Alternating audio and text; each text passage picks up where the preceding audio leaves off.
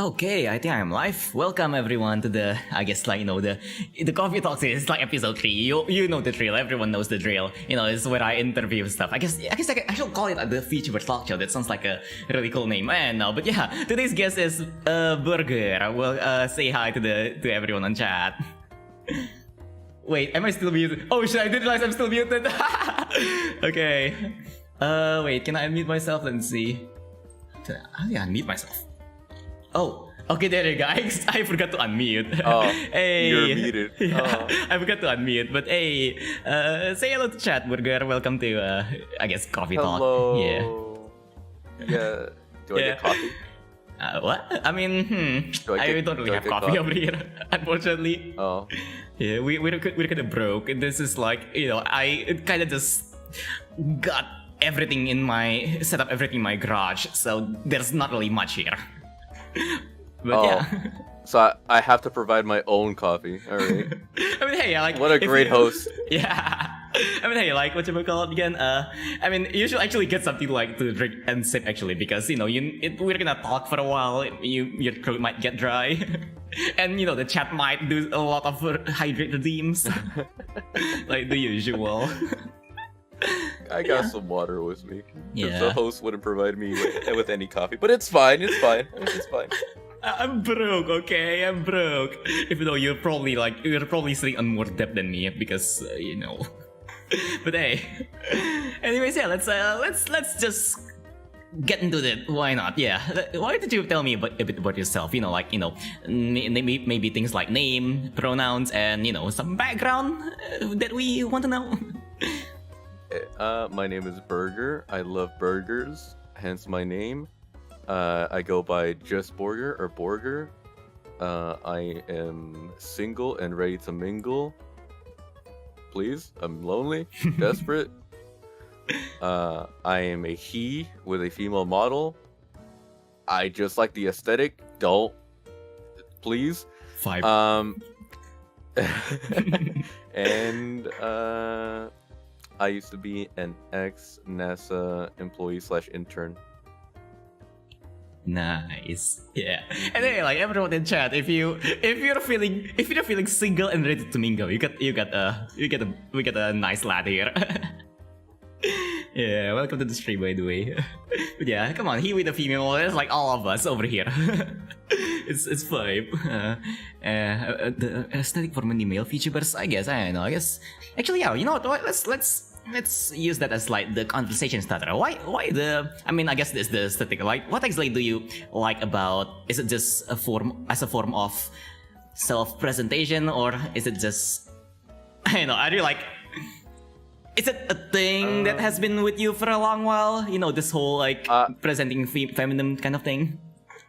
Yeah, because I tend to think that females in general are more expressive in a way. Interesting. There's a lot more clothing a person can wear whenever they're female. Oh yeah, definitely. A lot more, and you see it really prominent in video games. Yeah. More than anything. Because definitely those MMOs. If you see a male with female clothing, you're like, all right, that's kind of sus, but he kind of looked good in it, so I'll let it slide. Yeah. Because if you see a guy wearing a sailor uniform, you're gonna be like, all right, what's going on? Did he lose a bet? I like what I see, but I don't like it. Yeah, double standards, am I right? Mm-hmm. Yeah. But yeah, I guess that's fair though. It's those double standards gonna make it a bit hard. What about the handle though? I'm kinda curious about the handle as well. What you might call again? Why Borgr? Oh, it's very simple. I love burgers. Does it come with a lore maybe or something? A lore to myself maybe. I really love any kind of burger. I have a collection of burger pictures in my computer that's around like 100 or so gigabytes. Interesting. Is I love burgers. It's really a thing. Maybe it's like a really peculiar fetish. It's I wouldn't call it a fetish. I would say more like an interest, a very finite interest, Ah, because yes. I cook sometimes. I love to cook. Ooh. I'm primarily a meat eater. I love the meats. Yeah. Ladies or gentlemen, come on. Yeah, You those can take juicy meat, I can take you definitely. out on a date. I can take you on a date. I can make you food. Dope. It won't be burnt. Super Sometimes. romantic. I love it. Yeah, and I just really love burgers. As a kid, I grew up like eating a lot of hamburgers, Hmm. and it really stuck with me. It's one of my biggest like comfort foods, I guess. What's your favorite burger? I'm curious. Uh, Favorite burger, I'd have to say it would be a patty melt from Whataburger. Oh, what's that? I actually never heard of that. Whataburger Yeah, or what the is patty that? melt? Both of them. Whataburger I never is heard a of those. fast. Okay, so Whataburger is a fast food chain primarily in Texas. Ah, never been to Texas, so I don't really know. All right, so Texas is a big ass state filled with a bunch of different cultures, primarily from Mexico, because we're like right on the border with them. Ah, So we have a lot of Hispanic people, we have a lot of rednecks, we have a lot of, believe it or not, a lot of Asians here as well. We have here in Texas, we have in Houston primarily, we have Chinatown, Little China. And then we have like a bunch of different districts here as well. We have district for Germans, so they have like their like little German district, a French district, midtown, downtown, the whole shebang. quite cool. Like, you've been to all these places? Yeah. Nice. Just to try out the food, because I really love food. Oh, nice. What's your favorite food, actually? Yeah. Like, I guess love it's burgers, huh? Mediterranean. Huh? I love Mediterranean food, but I love burgers. I love burgers. Yeah. I'm not it's picky when it comes obvious. to my food. Yeah, I'm not Yeah. picky when it comes to my food. But if I had to like pick a number one, it'd be burgers. Number two would be literally anything else. Then again, yeah, burgers are also super easy to eat, so I get what you're going for here. You can eat them anywhere. Okay, I can eat whatever. You also mentioned earlier that you actually cook. Like, what's your what do you usually cook, or do you have like maybe a signature dish or something? So yesterday I made a steak. It was a sirloin 9-ounce steak with a red wine reduction. It was kind of like a sauce. Ooh, this is quite nice. Yeah. But it's really hard to find the right wine for it, if that makes sense. Because if you don't use a correct one, if it's too sweet, it's gonna turn out maybe a little bit too bitter. If it's too bitter, then it won't have enough taste to it. So you have to Yeah. find the right one. It's really Some people complicated. use white. Yeah, some people use white wine. Some people use red wine. Some people don't use wine at all. But you're simply taking the flavor of it, making it into a sauce, and you're hoping it tastes good. Yes, That's the gist of it. You must have like a go-to brand though, right? A go-to wine or something. If when you just don't know what to get. Yeah, actually. Let me pull it up real quick because I love this one. It's so good. It's called Stella Rosa. Oh, never heard of that one. Is it like a local brand? It is not a local brand. It is a product of Italy, but it's manufactured. Well, it's produced, I should say, in 1917. Super fancy. I like it. Super fancy. It's good. Wait. How much has did it cost? Not a lot, honestly. Because it just depends like on the day, really. Oh yeah. Because if you go to like any grocery store, the wines or the white wines that they have on display usually are mass produced and just shipped out whenever they're produced. But some other brands actually take time to ferment and get that flavor. The older the year, usually the better the taste. What people say. Aged like fine wine. That's where the saying goes. But some people don't like that. Yeah, a lot of people don't like that though. The really, I guess it's personal preference. It really is personal preference because sometimes you have a bitter taste, sometimes you have a more sweeter taste. It's up to the person, really. Yeah, it's fair though. I get why they are not into like either bitter wine or sweet wine. Yeah. Do you drink a lot of alcohol actually? Because we're talking about wine. Perhaps. Perhaps, yeah. Perhaps. Who knows? I do be going hard on New Year's. Oh yeah, definitely. Like the celebrations, definitely for me as well. In celebrations, definitely get a lot of them. But yeah, I hope it's not regular though. If you like drink regularly, it's gonna be. You know, sometimes it makes crazy problems. It's not a problem until I say it's a problem. It's not a problem either. The neighbors start knocking on your door. Yeah. Yep. Let's keep it to that. Yep. Let's keep it like that. Yep. Yeah. But so...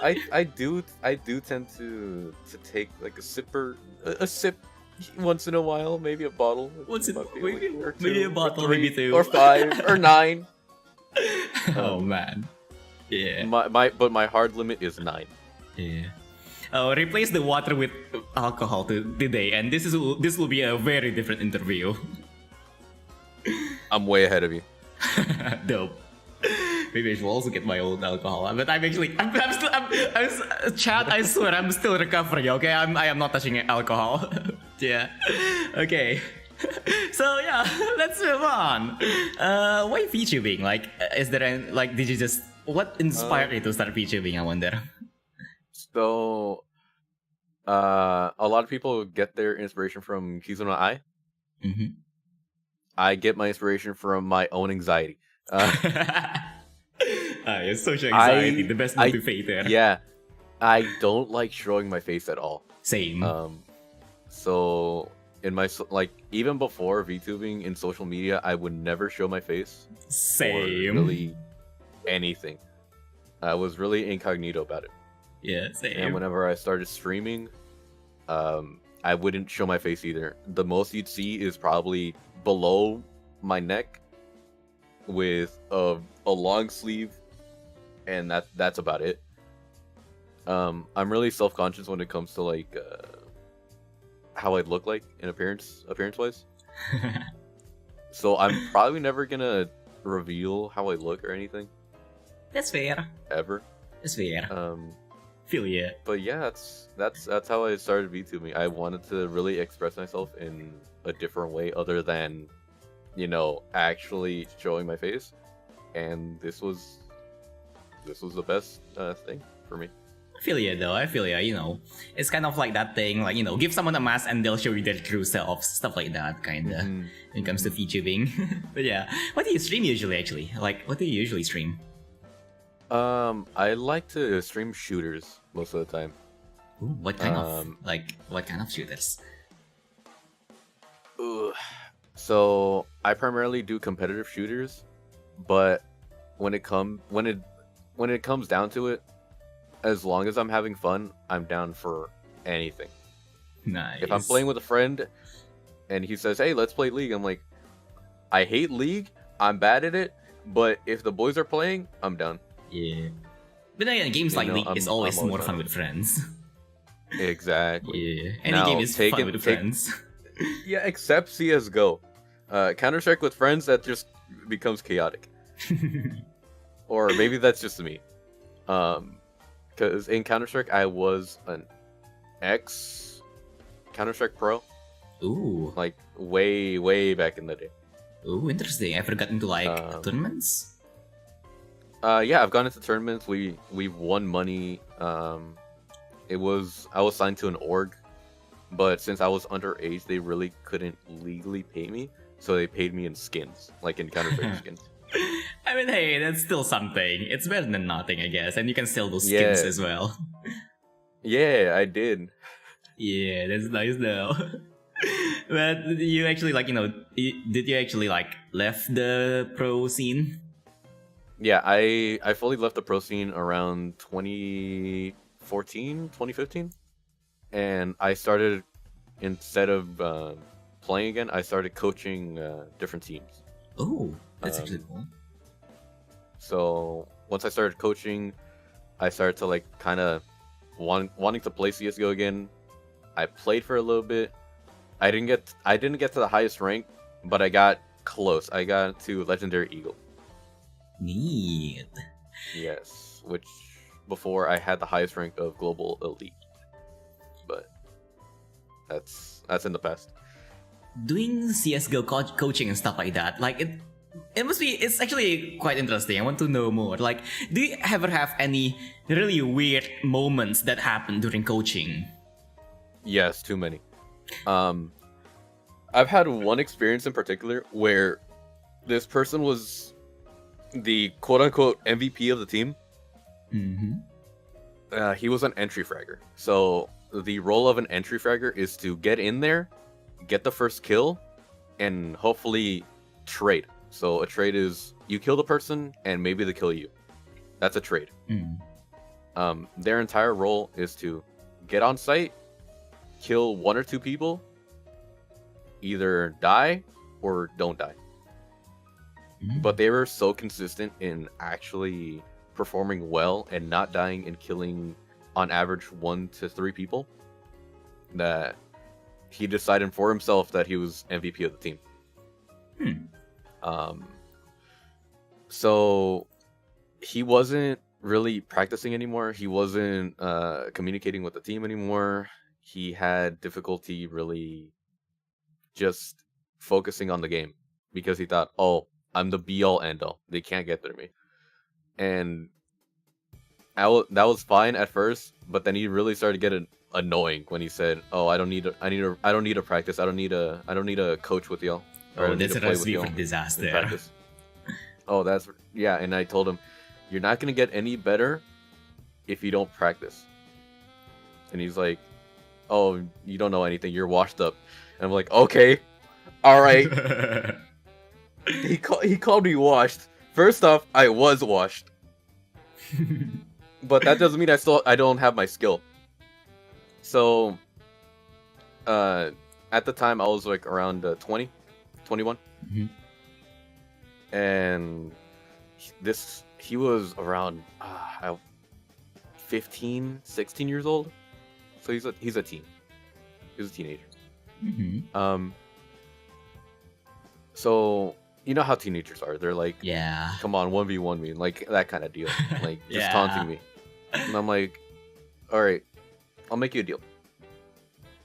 If you can beat me in a 1v1, best of 20, I won't force you to do training. I won't force you to do anything unless you want to.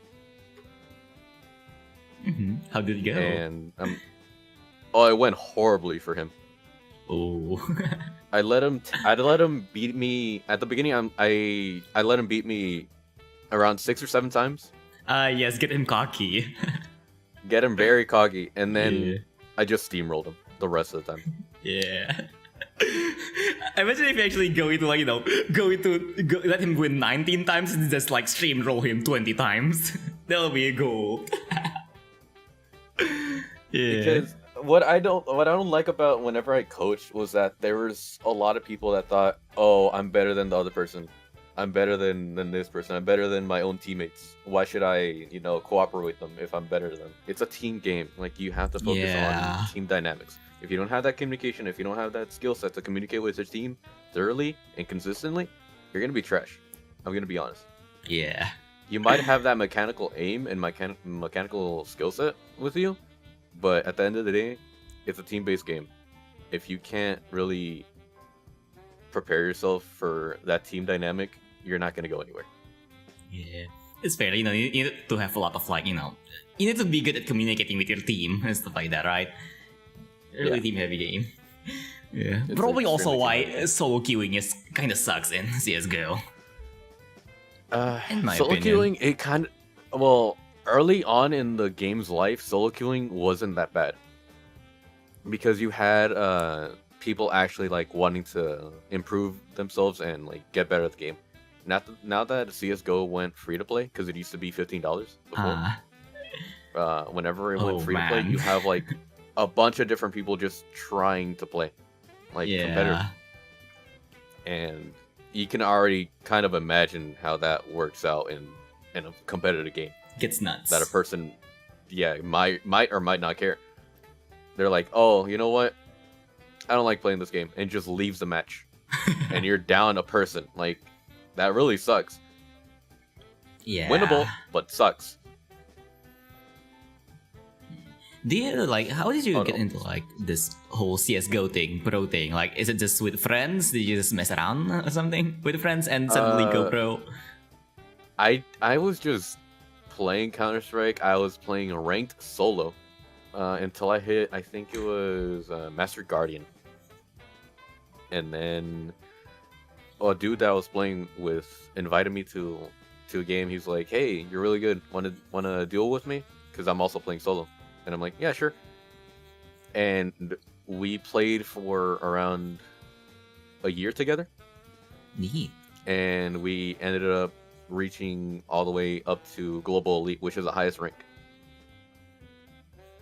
And we ended up still talking on, like, we gave each other our like info, our phone numbers, and we like ended up like talking, becoming really good friends. And he's like, "Hey, you want to try out for this org?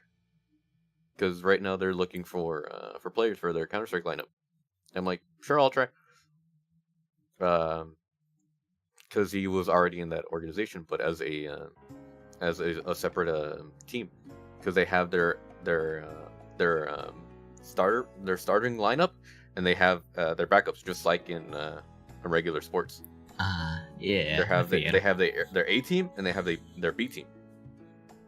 So I was trying to go in for the B team, Really neat. and a lot of the people that were trying out were, I wouldn't call them bad, but they weren't consistent. I guess they just don't have that much experience, huh? I wouldn't say they had, because they had experience. They had game sense. They knew where the enemy would go if, let's say they drop bomb in front of them. They have two choices.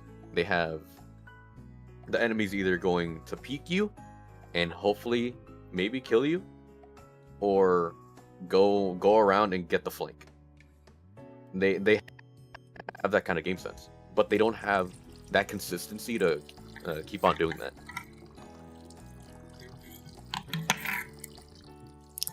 Yeah, fair. Sorry about that. I was like taking a sip. You should take a sip as well if you want anytime. Yeah, because you know, Hydrate. redeems. Yeah, hydrate redeems. But yeah, so yeah, like, did you like? Is there any particular reason why you left the pro scene? Also, I'm. Oh yeah, you're not streaming, right? Thankfully, I hope you're alright, because I'm gonna like I'm gonna stretch, and usually when I stretch, I do a really weird noise. But yeah, you can continue talking while I stretch. Yeah. So. Sorry about that. All right. So. Oh, God. I don't. There's a lot of reasons why I left the pro scene, but I think one of the main reasons was because there's a lot of toxicity and a lot of just genuine people that did not really care about your well-being. Oh, oh dear. So it's a lot of mental.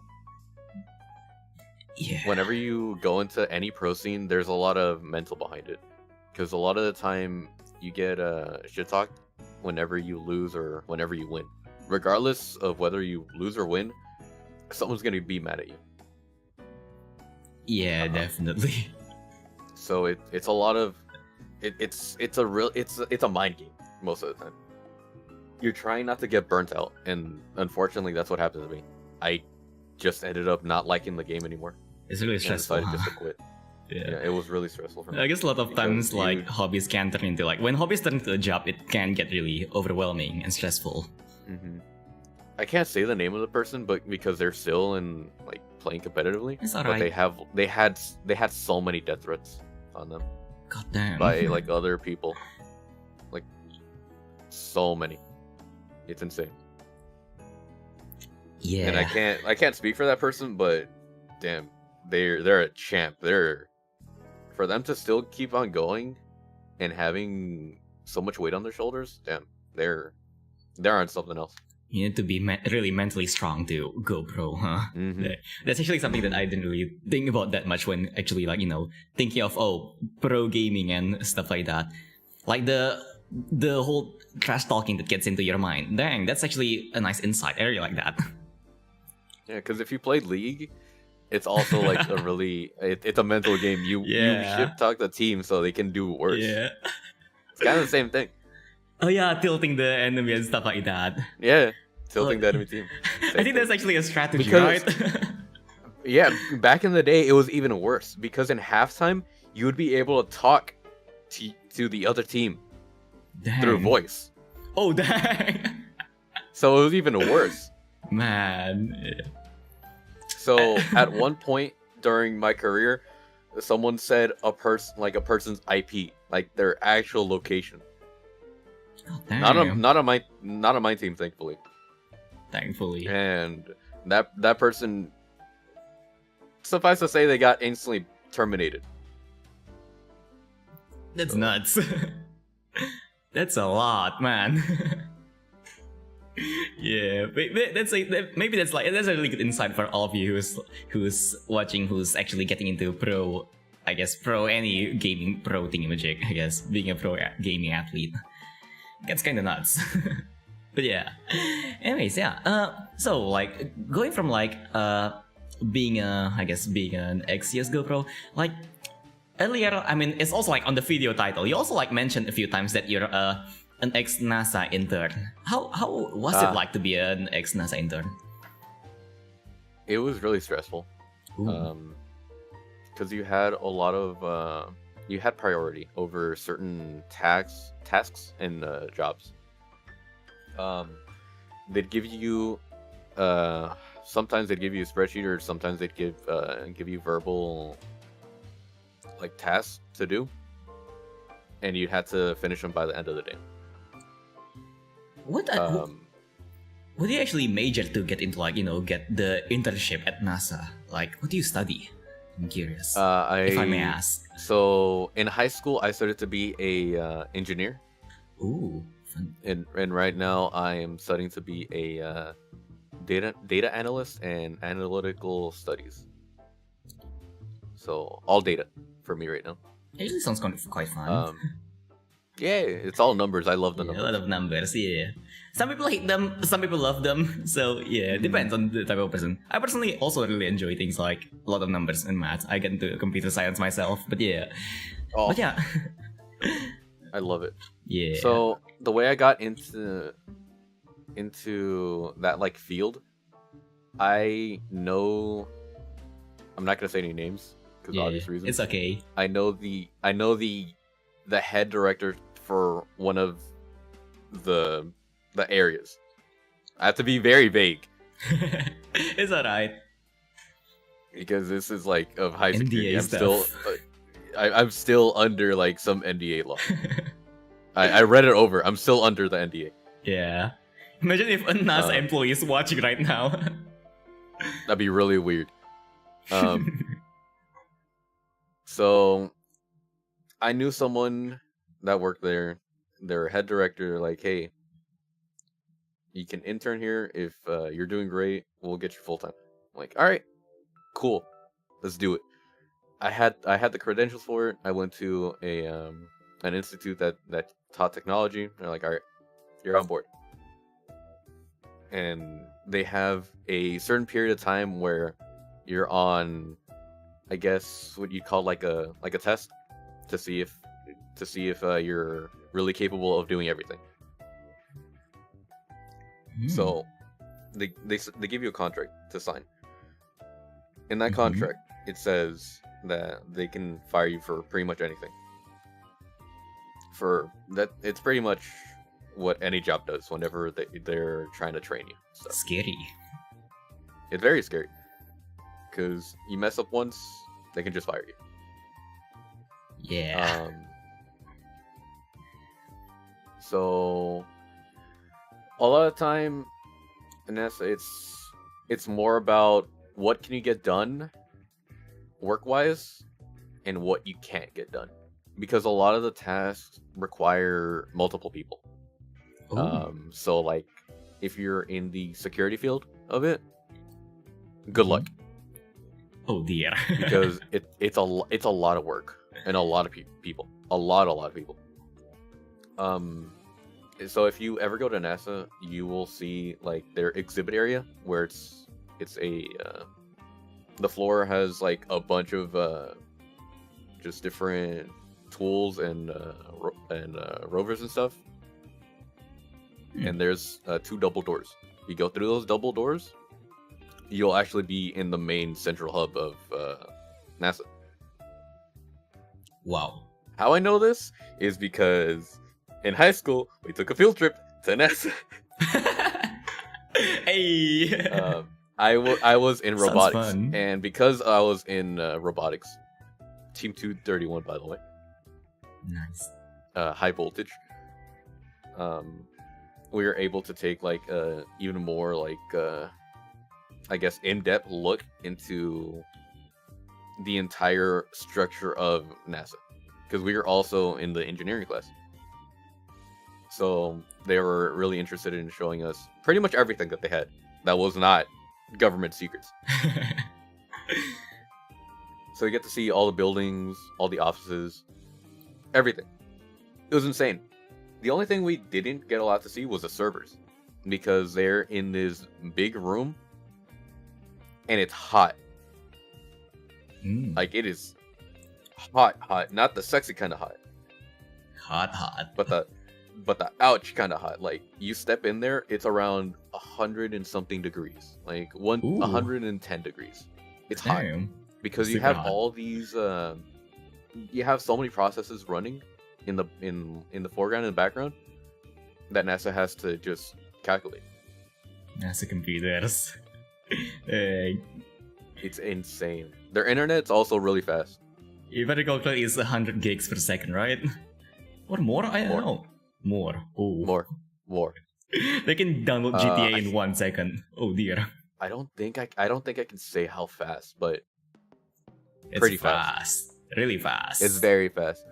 I can't say that they have a direct connection to a provider. I can't say who, but I can say they have a certain connection to a provider directly. Okay. Interesting. Quite interesting. What do they usually use that for? If it's actually not... If it's... Whatchamacall again? Okay for you to ask. Like, what do they use like that super speed internet for? Super fast internet for? Believe it or not, they use that to watch YouTube. A lot of the people use it to watch YouTube. I'm not even joking. But most of the time, it was spent on sending information server to server. A lot of the servers can't hold that much memory, so what they do as a jerry rig to fix that is to just send data server to server to server. So it's just server hopping. Yeah. And you need a lot of data transfer speed to do that. That's got to be a lot of data though, if it's like super It's fast. a lot. It's a lot of It's a data. lot. Dang. It's a lot of data. We're talking about... Oh god, it's a lot.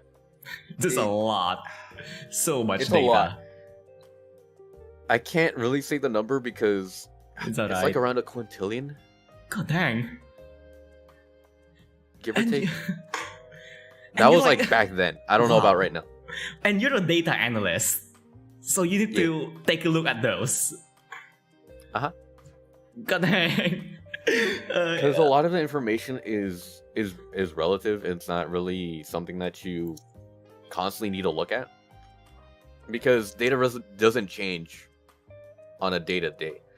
Maybe every week or so it changes, but not on a day-to-day. So whenever, because they're running a SQL, they're running a MySQL, so you just get whatever information you need, you filter it to what you actually need, and you just take it all, put it on a spreadsheet, and hopefully there's no errors for the most part. Okay, interesting. Actually, quite really interesting. What's the most interesting or exciting thing you've seen on NASA? When the Russians tried to hack us. Wait, did that actually happen? Yep. Wow. It was summer of 2019. Wow. So our entire system just went down. Like it was a full lockdown scenario. Was everyone like So- scrambling? Is it like in the movies when there's even like a siren or something? Okay, I'm not joking. It was almost like the movies. Okay, people are like throwing paper all over the place. People are running. There was no sirens, but everybody knew what was going on. So we can't really shut down the servers because everybody's just trying to figure out, okay, where's the source of the hack? What's getting taken? What's not getting taken? What's getting transferred? What's not getting transferred? Because if we shut down the servers, a lot of that data is going to be lost. We don't want that. Because you lose that data, you lose a bunch of progress. And we don't know when we started and where we stopped. We don't know that. Believe it or not, people don't know where things are. So we're kind of screwed on that end. I'm not blaming them. Like if you're handling with if you're handling trillions of data, I don't expect you to know where every single thing is. That's a lot of data. What ends up happening is that we're like, all right, what's the fastest way to resolve this? And we're like, all right, so we either cut the connection to our servers, just shut everything down, and lose all our precious data that we've been trying to transfer for a couple of days now, or B, we try to locate the attack, the source of it, and quarantine it. And we're like, okay, A, we lose all our data. B, it takes a while. So we ended up calling in around 300, 400 people to try to find the source of what was going on. So the source of the hack. Thankfully, it got resolved in like a week. It sounds like a long time, and it is a long time. But nothing really important got taken. What got taken, I can say what got taken because it was made public. What got taken was just basic military documentation. Dang. And this is like documentation that was like in 2010. That already got released. Ah. So we're talking about like names of different people. No user login info, no passwords, nothing. Just names of people, identification codes. It can't really be used for anything because those identification codes get changed almost weekly, daily. Ooh, daily? Dang. If it's that serious, we'll change it hourly. God dang, that's a lot. So a week passes by, and we get a tip off that it was an inside job. And we're like, huh, interesting. So all of security is scanning through all the footage that they have on the cameras. They're scrubbing it through, and there's a time frame where it cuts off. So it cuts from 9 a.m. to 1 p.m. It just cuts. There's nothing in between that time. As in, it goes from 9 to 1. There's no in between. It just cuts those few hours. And we're like, huh? That's weird. Weird, yeah. Interesting. Because it's if you know anything about security, cameras just don't skip a couple hours. Yeah. Usually it's doesn't do something sketchy if it skips. It's very sketchy. So we're like, okay, who's on duty that day? And then they're like, well, it was all these people. I was one of those people. Oh no. I was on that day. And they're like, but they called on the entire facility who was there that day in that facility. So we're like, okay, well, first off, it wasn't me. All right, can go through everything, go through my history. You're only gonna find some other stuff. Don't look at it.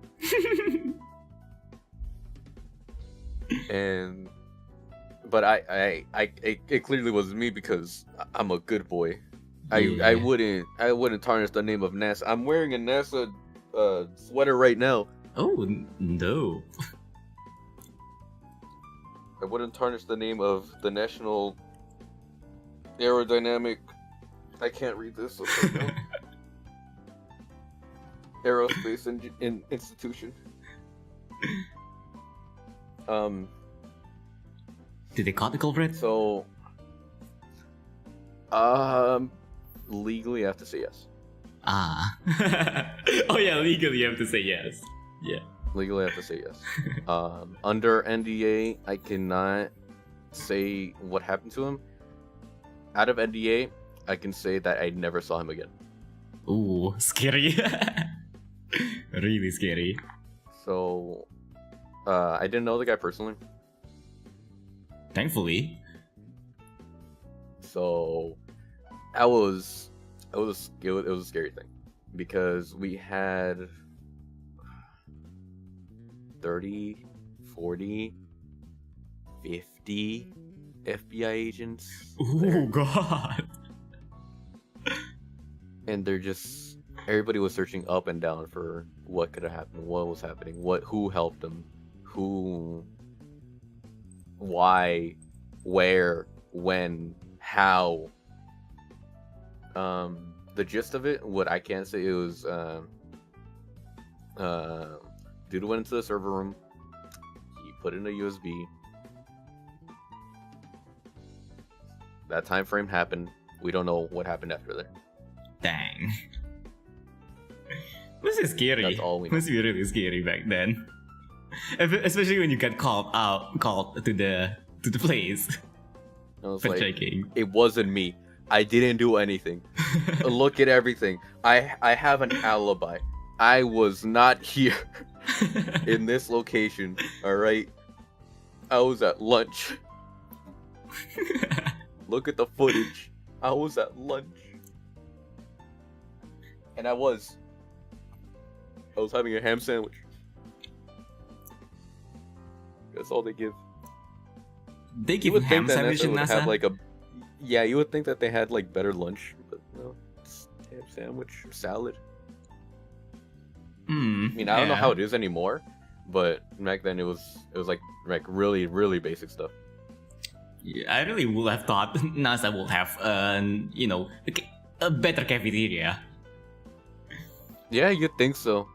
But in the bright side, you whenever you'd visit like the NASA museum,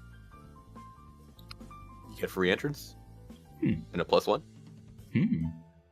So you can get in there for free. You just have to show your ID. It's like, all right, here you go. Oh, yeah, it's cool. It was really fun. And whenever you're also going through the border, depending how high a rank you are, you can just go through. They don't even they don't search anything. Dang. Because the director, he still works there. he was going from Mexico to the United States, and Borgr wouldn't let him through. And he got frustrated to the point to where he brought out the ID. It's like, I can't even describe it because it's also fucking I like how you make it out Okay. like, bring out the IDs like if such a anybody burden. knows Tarkov, there's a red key card in that game. Mm-hmm. That's all I'm saying. It looks like that. It has your face on it, identification, everything. I was there. He showed it to them.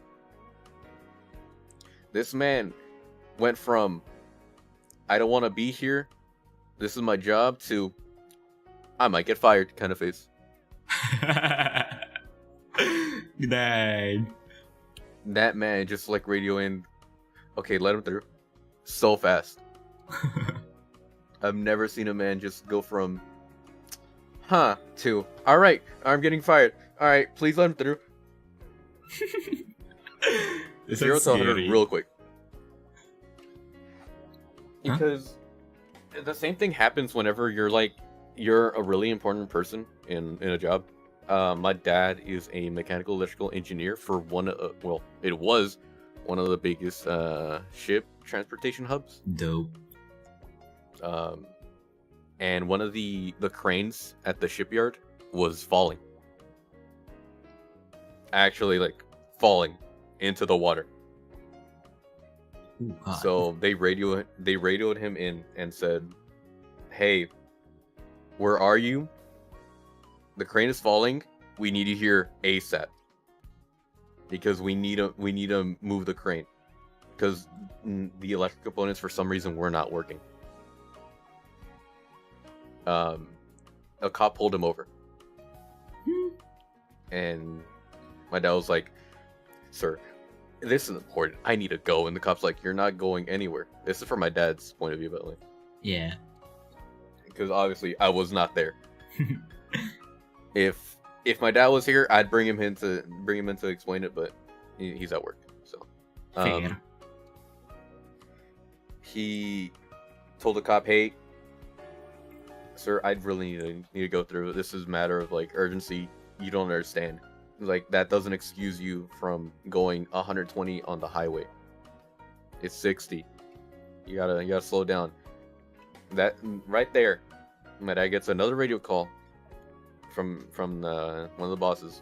Like, "Dude, we seriously need you here. It's going to fall. It's going to destroy so much stuff if you don't get here. Come on, dude. We need you here." My dad just casually picks up the radio. He's like, "I'm pulled over right now. So can you like do something about this or no?"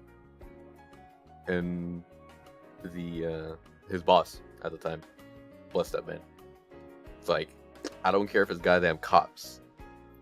You run, you walk, you drive over here. I don't care. Get here. I'll deal with it later." And the cop's like, "Give me that radio for a second." He talks to my dad's boss. He's like, "Sir, this is," and then he gives like his name and whoever he is to my dad's boss. He tells him how dire is the situation right now. And my dad's boss says, "Extremely. We're gonna lose millions if he doesn't get here, because he's the only one that's gonna be able to fix this, because he's the only one that's maintained this crane for the longest time." And cop gave my dad back to the radio. Cop said, "Follow me," and went on his way. He had a patrol car, a cruiser, just led him through the shipyard to the shipyard.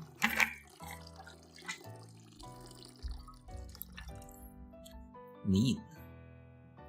He did fix it, right? He fixed it. Yeah. Thank God it didn't fall.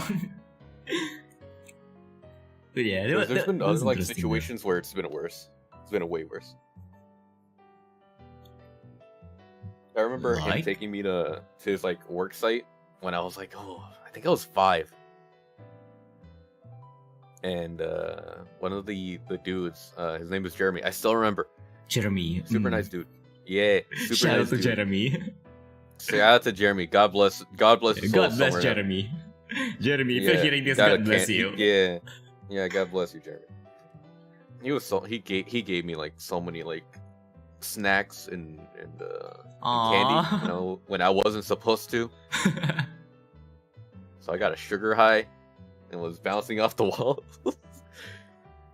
And at the same shipyard, they had a pit bull. Usually you think, oh, pit bull, angry. Nah. He had the soul of a softy Aww. of a dog, a softy dog, bro. That dog loved kids. Aww. Like, aw. Aww. He's a good boy. Aw, that's cute. Those were the good old days. Yeah. Back when I wasn't in debt. Yeah, back when you was in debt, yeah. Oh man, growing up sucks. You get debt, Yeah, you got yep. jobs. You Wait, I got mean, like, debt, you got more debt. I noticed that you used to be like you used to intern at NASA, like because you got laid off, right? What do you do now then? If I may ask, if it's alright. So right now I'm just studying to be a data analyst. Just studying. So I just want to get my I'm working on the certification for that, and then back to the working force. Because I'm also trying to get rehired there. Fair. Because a couple of years passed since then, and I, like I said, like the person that I know still works there and is still at the head, still doing what he does best. I'm sure you got like manage people. I'm sure you got a bright future ahead of you. Then. I hope so. Yeah. I mean, definitely brighter than me, considering you have a lot of connections out there. I got barely any connections, dang. But yeah, what about things that you do when you're not working then? Like, as a hobby and stuff like that. I like making food. I like playing a lot of video games. Right now I'm playing Elden Ring. Oh yeah, I noticed you played Elden Ring like right before, just Yeah. right before the stream. Man. Yeah. I so far I love it. I got my ass beat by the first boss.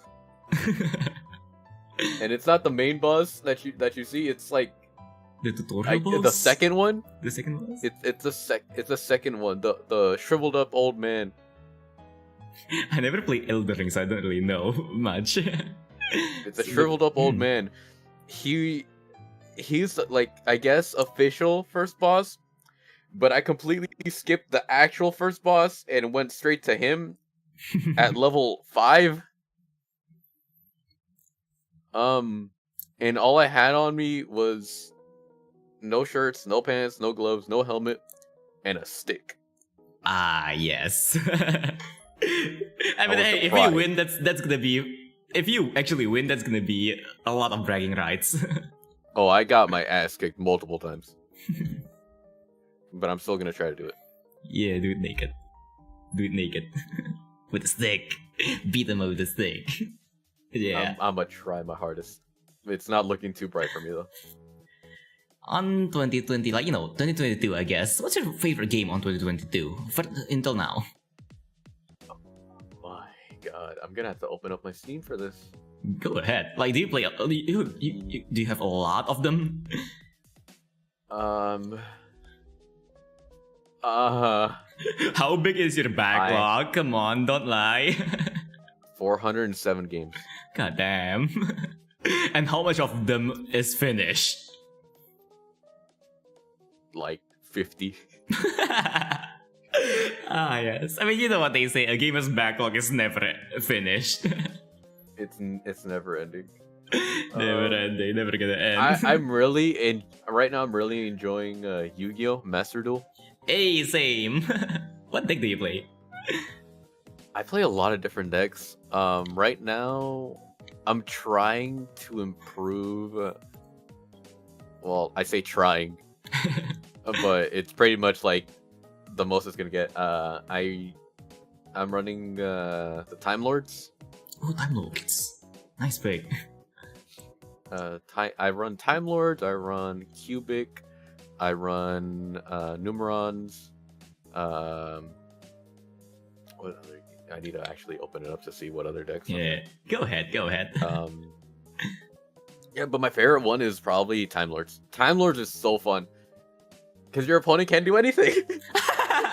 Yes, Yu-Gi-Oh! At its finest. I mean, then again, floodgate decks are super fun. Back then I played a lot of stall decks, so I feel it. Mm-hmm. I'm also running. If I'm actually in whenever I get to plat, I just main this deck afterwards. Like after plat, is my stun deck. Ooh. So it consists of, and I probably only have to say like one name. Inspector Borgr. I actually never used that one. You never used Inspector Borgr? Okay, No, what is that? This card, neither player can activate monster effects unless the number of monster effects that player has previously activated that turn is less than the number of monsters card types currently on the field. Ritual, Fusion, Synchro, XYZ, Pendulum, and Link. If an effect activated was negated, it still counts towards the total for that turn. Only counter effects that were activated while the monster was face up on the field. Just kills every meta deck. Basically. But that's not my main card. My main card is just a simple card, 1000 attack, 1000 defense. It's a frog. Neither player can special summon monsters. God, yeah, it just completely shuts down some meta decks. My other card, Moon Mirror Shield. If this equipped monster battles your opponent's monster, during the damage calculation, the equipped monster's attack and defense become equal to the attack and defense, whichever is higher, of the monster's opponent's battling monster. Plus 100 during damage calculation only. If this card is sent from the field to the graveyard, pay 500 life points, place this card either on top or the bottom of the deck. So, basically, if I put my Barrier Saturator of the Torrent, which is the I forgot the name of animal. Frog. There you go. If I put the frog and I put Moon Mirror Shield, they can't special summon and they can't kill me. Yikes. Big yikes. But that doesn't include Power of the Guardians. That doesn't include Solemn Judgment, Solemn Strike, Solemn Warning. There can only be one. This is basically like, yeah, you're not playing kind of deck. Because in Plat, you only get like maybe 3-4 different like types of decks. Fair. A lot of those. Yeah, Eldritch, Drytrons, Tri-Brigade, Infiltrate World. Yeah. I actually just made a Tri-Brigade. Bruh. Yeah, I mean, I sold my soul to the meta gods because I didn't have much time to play. I will make like cooler decks if I had the time. I could make my main deck, unfortunately, because, like, I noticed, like, Mystic Mine is banned, so that kind of got me sad, really sad. Do you know Mystic Mine? Yeah. Yeah, it's a really fun card. Unfortunately, it's banned, man. I hope in the new ban list, Mystic Mine is, like, at least limited, so I can actually make the deck that I usually use. It's a stall deck. Oh, okay. Man. Because the main, like, my main deck, well, IRL, my main deck is Cubic. Oh. I never tried playing Cubic before, so how does it play, actually? Cubic is very fun. Like, extremely fun. Ooh. If you can play it well. So, with Cubic, you have to normal summon a level 4 Duza to search for Cubic Karma. Cubic Karma goes to the graveyard because of Dooza's effect. When you search it, you activate Cubic Karma in the graveyard, send it to Banished, and you can search out one cubic, monster from your deck and add it to your hand. So, the boss monster of this deck is Crimson Nova. You can special summon Crimson Nova by revealing 3 cubic cards from your hand. Crimson Nova has an attack of 3,000 and defense of 0. If it destroys a monster, it can attack twice. So, one more attack from the one attack it gets. Dope. And at the end of the battle state, and at the end of your turn, it deals 3,000 damage to each player. Interesting. It's an OTK. It's an OTK deck. Nice. Because you also have Cubic Wave, which you can double the attack of a monster that you have face up on the field by selecting an opponent's monster. Sounds really fun. Crimson Nova, instead of having 3,000 attack, has 6,000 attack. God dang. Need to try that but deck. That's not the strongest. This deck is not the strongest one that I have.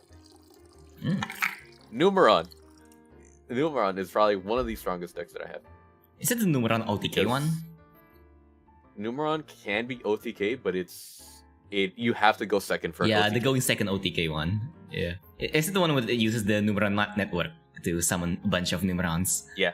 Nice. I also have that deck. Nice. I mean, it's not built yet, but I have the profile of it. I wanted to build it soon.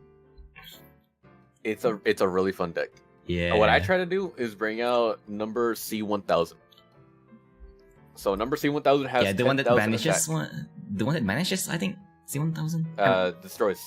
Destroys. It destroys a monster. Yeah. Now, if it gets destroyed by your opponent's card effects, you can special summon number I C1000. This card has 100,000 attack. Yes. Good, But getting the only past that. caveat to it, the only caveat to it is that it's only on your opponent's turn. Aw. Now, the caveat to that is that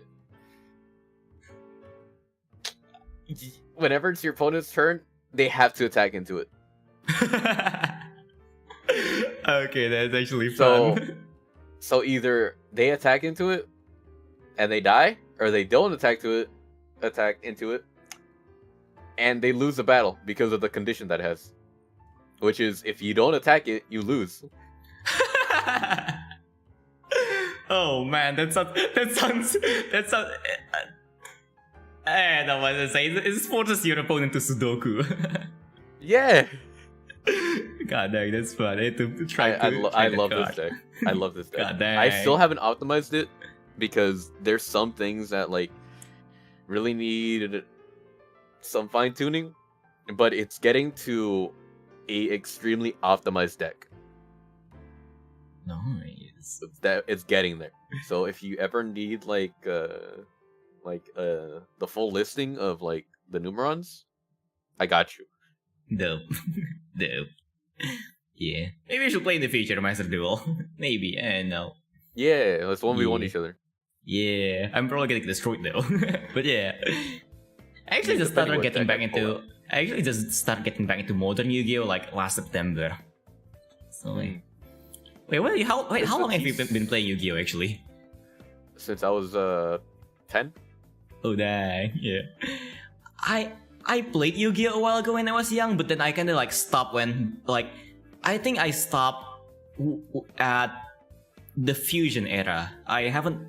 So when I got back into modern Yu-Gi-Oh! I'm like, oh god, what's Synchro? What's Xyz? It's like, oh god, that's a lot of stuff. Did you play Yu-Gi-Oh! From since you were young until now without stop? So you just I stopped whenever they announced a Linked. Oh. I stopped and then got back into it. I think a year later. And by then, I was already behind. I was like, Yeah. damn, the meta really changed, huh? I know, right? The meta evolves super quickly. But that's just every game, I guess. Because the new ban list for the for Master Duel, they're gonna limit some cards that Eldritch uses, Oh yeah, which is a big oof. Master Duel does have an interesting ban list, which is different from TCG and OCG. Mm-hmm. So it's really interesting. A lot of At least they can agree that Pot of Greed should be banned. yeah. I'm surprised Maxi is at 3 though. I'm really surprised Maxi is at 3. Yeah, that surprised me. Yeah, that's busted. That really surprised me. Maxi is busted. Why is it on 3? It really is. Dang. But yeah. Yuga is still fun though. I really want to play it more, but nowadays I don't really have that much time. But yeah. Do you have any other like yeah? Huh? Yeah, go ahead, don't worry. Okay, so Maxi, I remember that it was like semi-limited, like around 2016, 2017, and then it got limited, and then it got banned, like in the forbidden in 2018, I think. So, the duality of man. Yeah. I mean, I think Maxi cool go like either limited or semi-limited, but 3 is just busted because I know like Maxi is an interesting card. It disables your opponent, but it doesn't have any effects that makes your directly disables your opponent. I really like how it's a card that has a use that's not exactly the use that it's written in the card. So it's a really interesting card. It's a really interesting card. Because I remember that same thing, but with Ash Blossom. Because back then there was you can only get Ash Blossom from certain card packs. They wouldn't reprint it until like a new deck, which I think I have the box for it. I do. I have 2 boxes of for the Ash Blossom. Ooh. I don't know the name of it. Still, it is Dual Devastator. It's called a Dual Devastator. Neat. That one has a copy of Ash Blossom, and whenever this everything fell. Oh, no. F. Yikes. Alright. So whenever this the box, because it's a box, came out, Ash Blossom went from $50 to $9. Because there are so many copies of it. And now it went back up to $23. Yeah. Cards like that. I was looking like, I want to get like an extra Ash Blossom because I'm just missing one. And I saw the price, I'm like, you know what? I'm good. Yeah. Trading card games is a really expensive hobby if you really get into it, man. I never really got that into like the traditional Yu-Gi-Oh, like the one where you play on card shops, because it's just so expensive. It really is. Yeah, it's such an expensive hobby. Coming from a person that spent like, oh god, I don't even want to say the number. Oh dear lord. Because I have 1, 2, 3, 4, 5, 6, 7 boxes, and then I have three binders. One binder's straight up just for like holo and rare cards. Dang. And it's full with multiple copies of full. It's one of those like huge binders with like 9 sockets on each page. It's a chunky boy. God dang. It's a chunky boy. Because I have one of the original Blue Eyes and one of the original Dark Magician. Oh shit, that thing sells for a lot. Do you have any other like original cards? Like what's your most expensive card? Oh, my most expensive card. I have like a list on my computer that tells me what cards I have. There, it's a whole spreadsheet. Dang. Do you also have any like cards graded? I actually do. I have a okay, so I have a card centered, so which tells me this is the center of the field, and it's the art on it. It's mage dragons. Dope. Fun So archetype. it's all the mage dragons, like right there on that card. It's beautiful. I love it. Nice. So Yeah, check out this spreadsheet. There's gonna be a lot of stuff. I'm gonna read chat while you're like going that. Life's great when you're rich. Life's great when you have friends. Oh dear, what's going on in chat? Life's not great without money to pick up interest. I mean, fair. I mean, hey, I guess like live with what you have, I guess. And there's also a lot of ways for you to, I don't know, maybe strive for it. Like if you're really into something, if you want to get something, maybe like try to strive for it. Like if you want to get into a certain expensive hobby, try getting like a well-paying job so that you can actually get into the hobby and stuff like that. And yeah, also welcome the people. I'm sorry if I don't welcome everyone right much immediately because the interview and stuff. So yeah, welcome everyone who's new to the stream. all right, my Yeah. most expensive card is a Monster Reborn First Edition Holo. How much is it?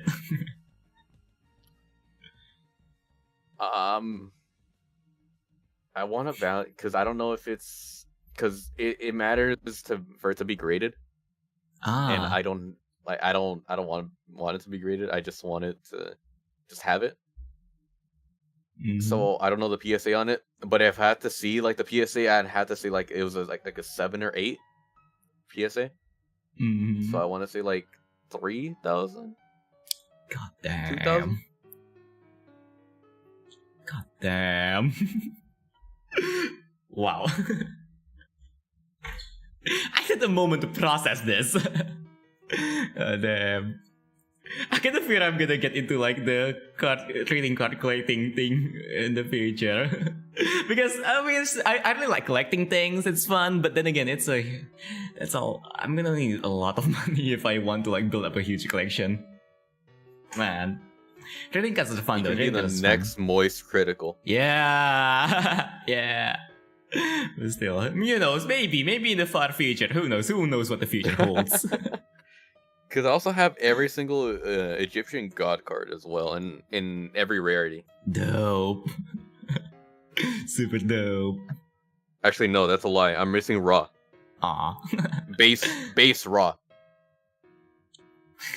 Are you planning on getting it soon? No.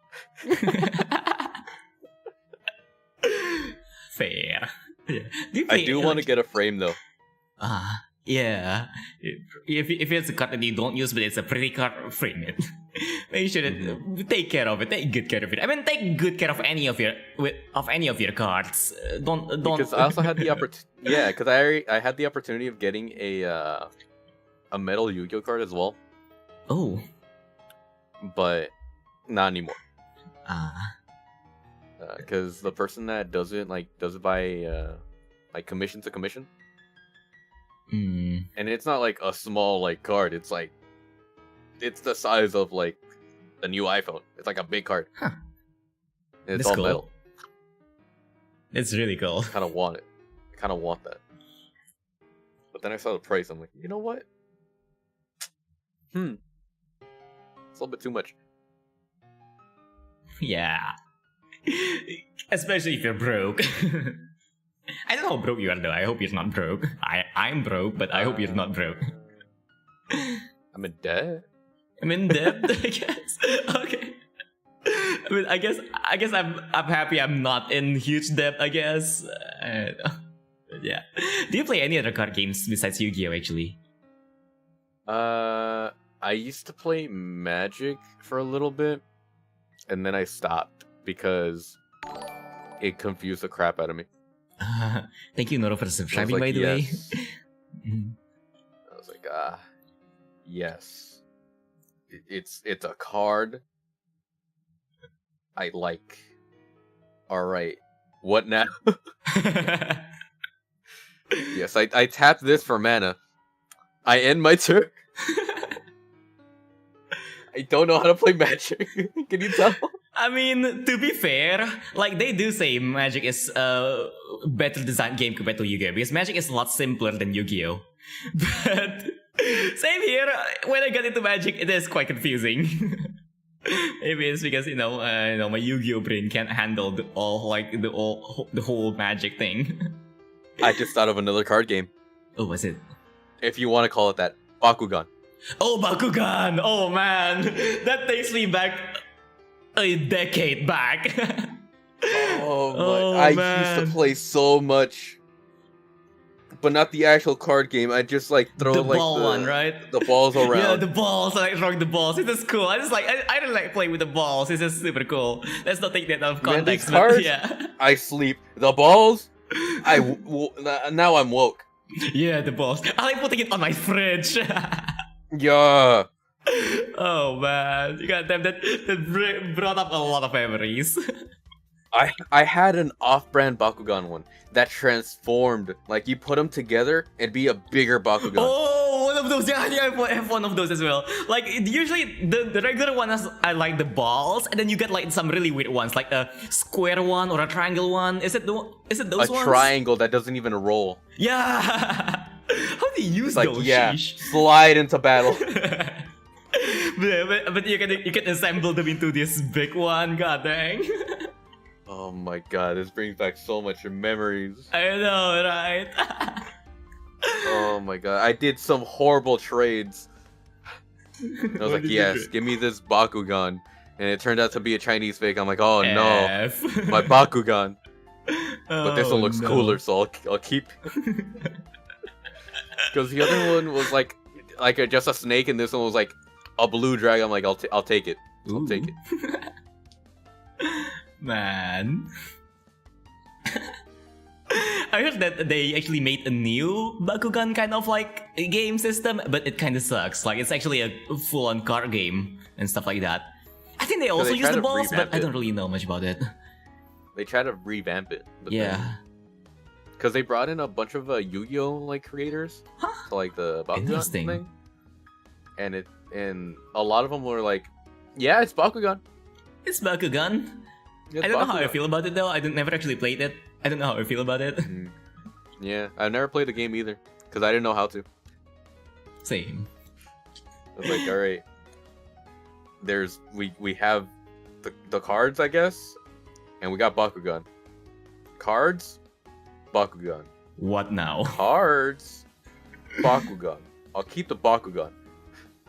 Yeah, the Bakugans are still cool. Like Bakugans are still cool. Okay, those of you who say Bakugans aren't cool, come on. You never had childhood. Yeah, you never had a childhood. And look at If those you ne- kids if you nowadays never- playing video games. The same with Beyblade. If you never Yeah. let it rip, are you really like? Have you really had a childhood? Yeah, man. If you never made yourself bleed, did you really have a childhood? That's the real childhood right there. And kids nowadays just play video games. Back then we break our fingers using Beyblades. Exactly. And you get sometimes you get the metal ones like, oh, and they'd be sharp too because they don't file them correctly. Oh, back then we filed them so that it's sharp. We believe that it's gonna be a bit more aggressive if we file them so It it's gives sharp. me more aerodynamic. Yeah. If I can't cut myself on the Beyblade, it's not sharp enough. God dang. Because I remember I used to get the Beyblade, blow up a bunch of balloons, and just let it go. And just let it pop all the balloons. It actually sounds fun. A few times I tried to play Beyblades in definitely really dangerous situations. Like, because over here in Asia, we sleep on the floor a lot, so you know where this is going. You know where this is going. Let it rip. Oh, Yeah! no. Oh no. There goes one of my Beyblades. Oh well. No. Let's just say my parents don't want me to buy more Beyblades. Imagine It's fun, getting though. hit with a Beyblade in the middle of the night. You think someone's robbing you, but no, it's their It's a kid just playing Beyblade. with a Beyblade. It's Oh, like, man. yes, father, give me more bays for my blade. Oh, did you know? Do you know the lore for Beyblade? Oh, wait, which one? I watched the anime one, Mo- 2 times, but didn't really get Moses into it much. splitting the sea with a Beyblade. Oh yeah! Oh, now I can remember. God damn, that's. Oh man. Beautiful lore. Oh I man. remember that. Like they said, in like, yes, all historical figures were Beybladers. Moses, Jesus, like everybody. They just named like 2 people. Oh man, that's beautiful lore right there. Oh, I love it. I think Gandhi also was in there. I can't remember Seriously, directly. I need to watch the Beyblade anime now or something. Is it an anime or something? I don't really know much. Yeah, it's an anime. Yeah, It's weird. I think I've watched it You can once always- or twice you on can- TV, but that's all. And not much. You can always tell who the protagonist is in an anime. Yeah, Every definitely. single time. Like in Yu-Gi-Oh! Yes, it could not be that that hair that kid that had Yeah, that has the kid really with the spiky really green weird hair. It can't be him. That can't be the protagonist.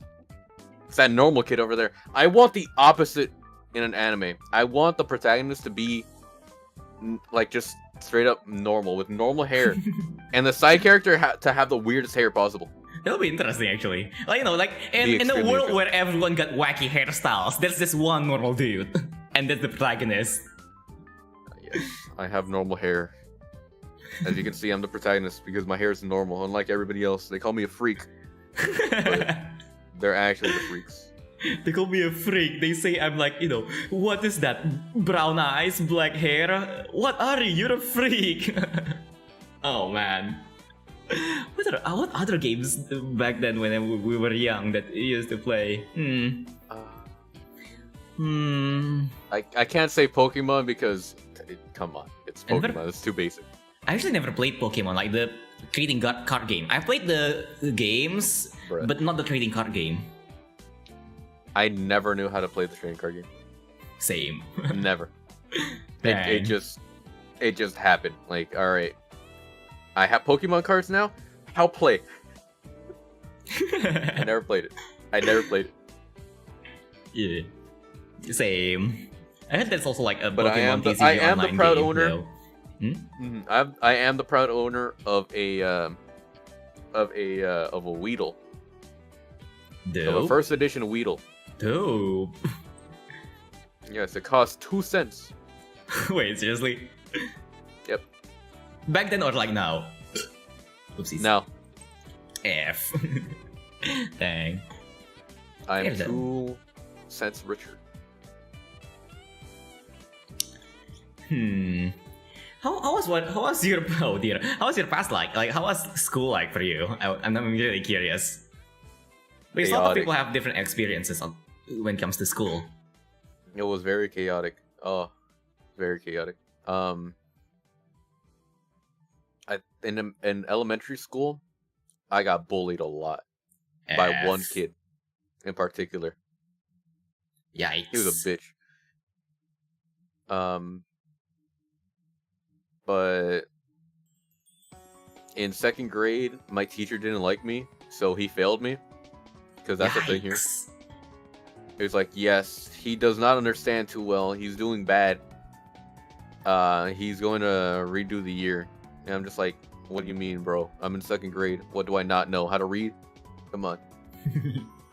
And You so I jacks. repeated the year.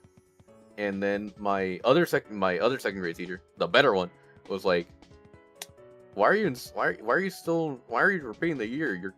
You're clearly like more advanced than the other kids. You should be in 3rd grade, not in 2nd grade. And he told my parents, and my parents like, yeah, the teacher told him to you have to repass the year. I don't know why. And the teacher's like, damn, he's stupid. The teacher's stupid. Did they get into And- trouble? The teacher and stuff. That very same teacher that told me that I had to redo the year was also like abusing kids. Thank you for the follow by the So Norgo. Don't remember that. he ended up like going to jail for it. Yikes! But I guess it's fair. That's what that's what Yeah. they get for That's what he gets being for abusive. making me take another year of second Yeah. grade. They deserve it if they're doing like abusing kids. They Yeah, deserve that's it. that. But mainly for making me redo the second grade. Yeah. Oh man. Well, I hope it went well. The next grades. Hope you didn't. Did you get bullied much? I hope not. No, after that, no, not really. Cause I was quiet for the most part. Yes, in, the quiet early kid. elementary. Yeah, early in elementary school, early middle school, I was quiet. Same with intermediate, and then I got into high school. My freshman year of high school was pretty quiet, and then I transferred, and I completely changed. I mean, hey, maybe it's kind of like a new start kind of thing. I did a complete 180 with my attitude and everything. I was outgoing, was more talkative. I talked to a bunch of people, made a ton of friends. It's just chilling all around. That's nice. That's nice to hear. It's really nice to hear. Yeah. Okay. So like right now you're like wait, actually are you only doing streaming for like, are you doing streaming as a hobby, or maybe are you like maybe you have like, you're planning to maybe just maybe you can make a decent income, maybe even like go full time when it comes to streaming? Have you ever had that kind of thought? Right now I'm doing streaming like just as a hobby for the most part. What I really love doing is just shit posting. So I take some clips and just edit them and just sometimes put them on my Twitter. Because if this is my opinion, if you don't like watching me play the game, don't watch me on Twitch. Don't just straight up don't watch me. But if you like the highlights and the content, follow my Twitter. Oh. Do you ever like, do you post it on things like YouTube as well? Because I think YouTube is a bit better when it comes to like, visibility for like this kind of clips. YouTube. Well, I recently started doing that actually. Ah. On YouTube like a couple of days ago, because on YouTube I would mainly post sometimes the music that I make on YouTube. Oh, you make music as well? Yeah. You just like compose music. What kind of music do you usually compose? I really like lo-fi like a lot. It's one of the genres that I can really just chill to and not really just kind of lose my mind with. When it comes to composing stuff, I tend to really look at everything that I have an idea for and just throw everything at a wall and see what sticks. Because every single song that I made sounds similar, but it's extremely different. Some of it has like a more a higher pitched tone, but a more soothing melody. Other ones have a more depressing and gloomy feeling to it. But it really just depends. Look, Interesting. I'll send you one on Discord right now, so you can have a listen. Oh, neat. Yeah. Let's change the background music from the current background music to your background music. Why not? Okay, let me download it. But yeah, what got you started on the whole composing thing? I'm curious to know. I used to play the viola and violin in middle school. Cool. I like instruments a lot, and then I quit because well, I just didn't want to do it anymore. Aw. Not because it wasn't fun, because it was really time consuming. Ah, fair.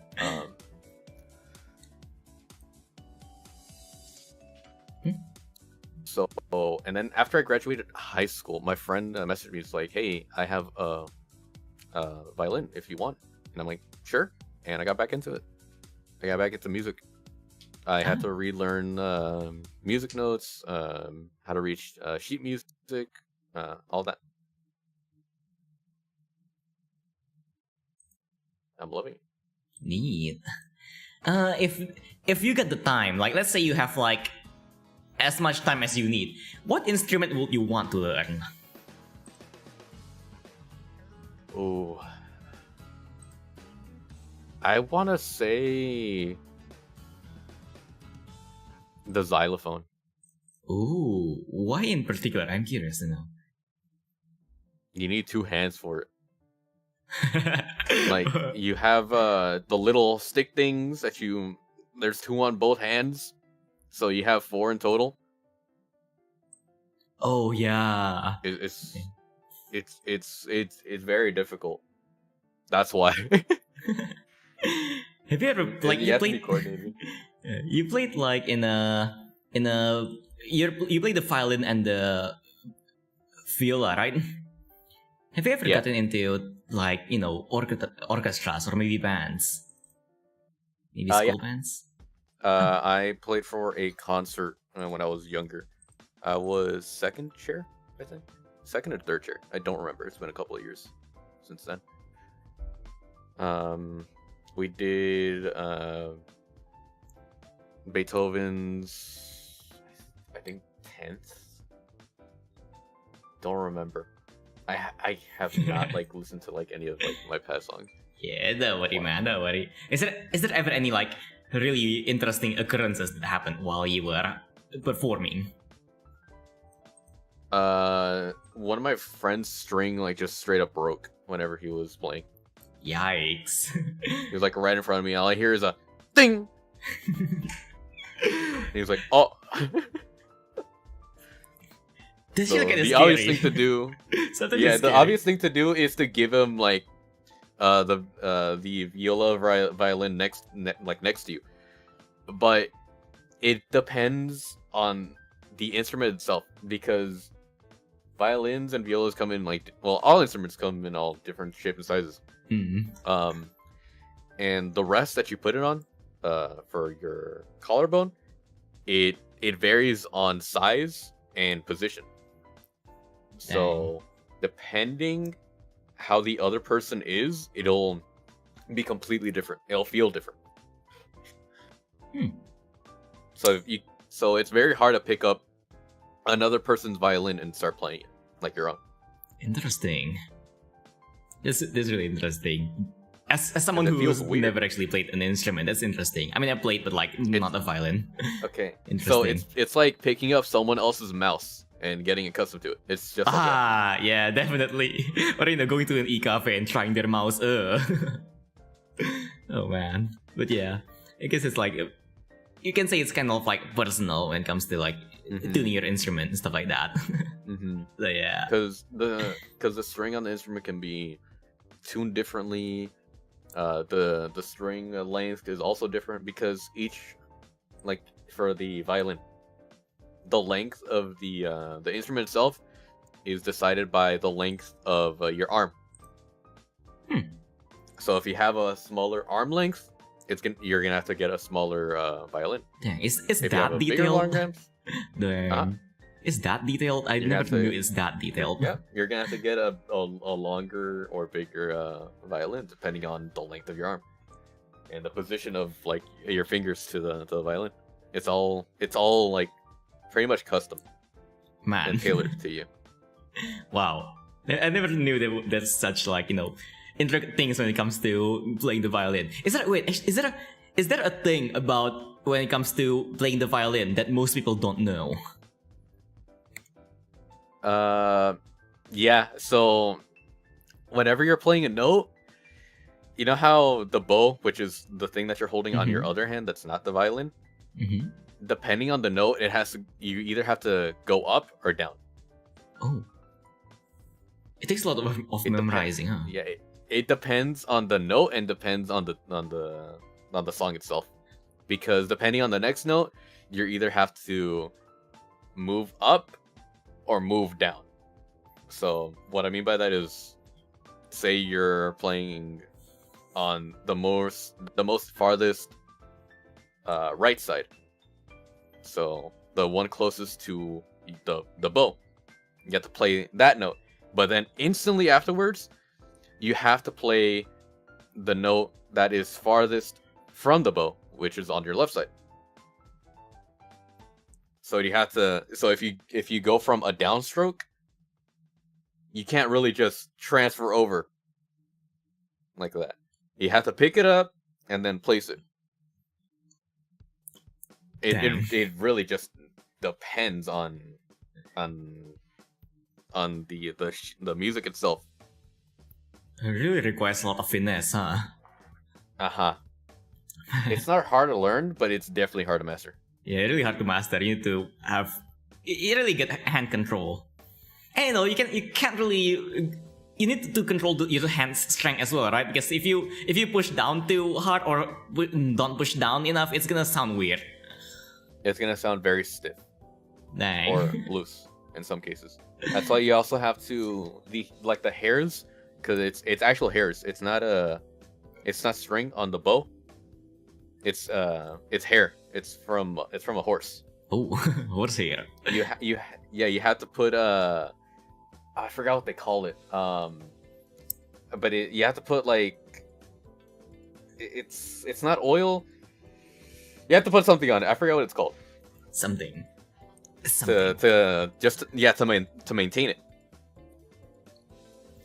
Now that explains why when bows kind of like rip, it goes into like tiny little strands. Now I understand. I always wondered what they're made of actually. Yeah, horse hair. Because it's really fine. It's for the most part, it's very, very soft. Interesting. For the most part. And you also have to increase or decrease like how tight the hairs actually are, because you can actually like change it. There's a little knob at the very end of the bow that dictates. Oh, I never knew that. How stiff or how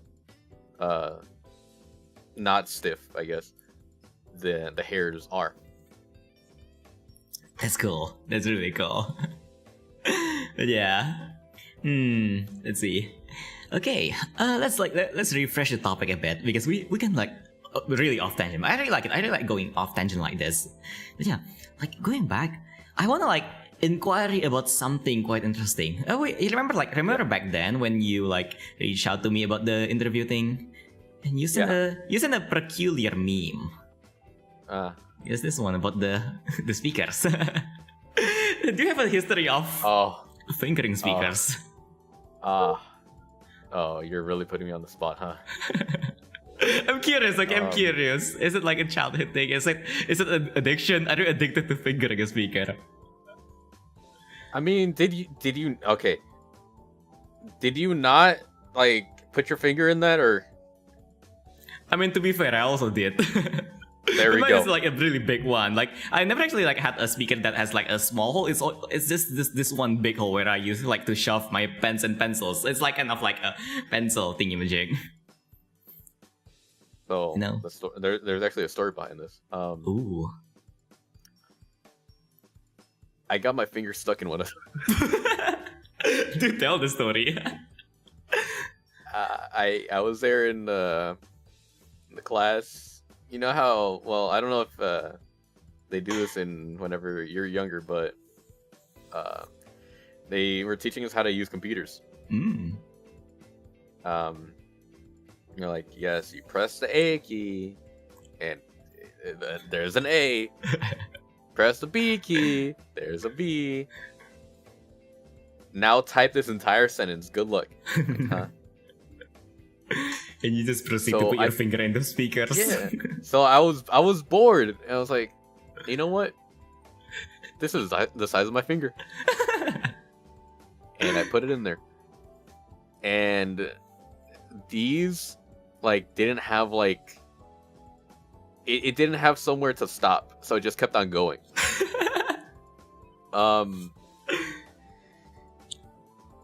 there's a little like nub at the end of your finger that's kind of thicker than your actual finger, like a little piece of meat. Yeah. Did that thing get So, stuck? as you try to pull out your entire finger, depending on how tight like the hole is, this sounds very sexual, but I'm not trying to sound sexual. Speaker Your sexual. finger gets fatter. Your finger gets fatter because like all the meat is trying to, you know, not. I don't know what I'm trying to say here. I'm trying not to make it sexual at all. Basically, the meat got stuck. Beautiful. Beautiful wording. So, and I was like, I don't want to tell the teacher because I was embarrassed. Like, what is she gonna think? I'm a deviant or something? Because I'm not. I'm a good boy. I just finished my work and I was bored, so I put my finger in the hole. Because obviously that's what you do. And my friend was like, "Hey, why are you fingering the speaker?" And I'm like, I'm not fingering it. I was putting my finger in it. It just got caught. It's like that's what fingering is. I'm like, be alone. Help me take my finger out. And he's like, "Well, why don't you tell the teacher?" I'm like, "I don't want to tell the teacher. It's embarrassing. I put my finger in a speaker." And so he tries to pull it out, no avail. And he's like, oh, here comes the best part. He's like, "How did he get it stuck?" And my very smart self said, "Put your finger in it. See how I got stuck." And he doesn't believe me. So he's like, "You cannot get your finger stuck." So he puts his finger all the way down there. Again, it sounds sexual, but it's not. He tries to pull it out. Why? Does it sound really sexual? And it doesn't come out. Oh man. And he's trying to pull it out, and he's trying to pull it out, and he's trying to pull it out. But he can't. And it just stuck. And he's like, "You know what? You might be right. It's stuck." Now, Oh, man. back then we didn't have there wasn't Bluetooth speakers did not exist. So we had to call someone else for the teacher because we couldn't just step out. So someone else calls the teacher. She comes in, and to her dismay, she sees two kids with their fingers stuck in speakers, borderline tearing up because they look stupid. Yes. So the teacher goes, "Why were you trying to put your finger in the speaker? Or why did you put your finger in the speaker?" And I'm like, "Well, I was bored." And then the teacher asked the same thing to my friend. And he's like, "I didn't believe him." And the teacher said, "So you thought it was a good idea to put your finger in the speaker?" And the friend's like, "Yes. I thought it was a good idea. Now that I'm thinking about it and I'm in the moment, it is not a good idea." So my teacher gets some Germex, squirts it in the hole to lubricate it. Again, need it to sounds stop kind of making it sexual. So sexual. Yeah, it's not. It's a speaker, for God's sake. By the way, thank you Stone Tucker for following, but yeah, continue. And I'm trying to take it out, but it's like chafing. Why does it sound And then the speaker makes a sound. Oh dear, no. Oh no. Yeah, all you hear from the speaker is like just squealing. I don't know why, like it's in pain or something. So man. after 15 minutes, my finger finally comes out. It's breathing. It's kind of wet from all the. Now I'm trying to make it sexual.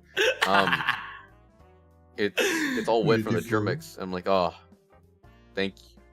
And then it starts to burn because I got multiple cuts on my finger, and the Germex doesn't make it any better. Dang.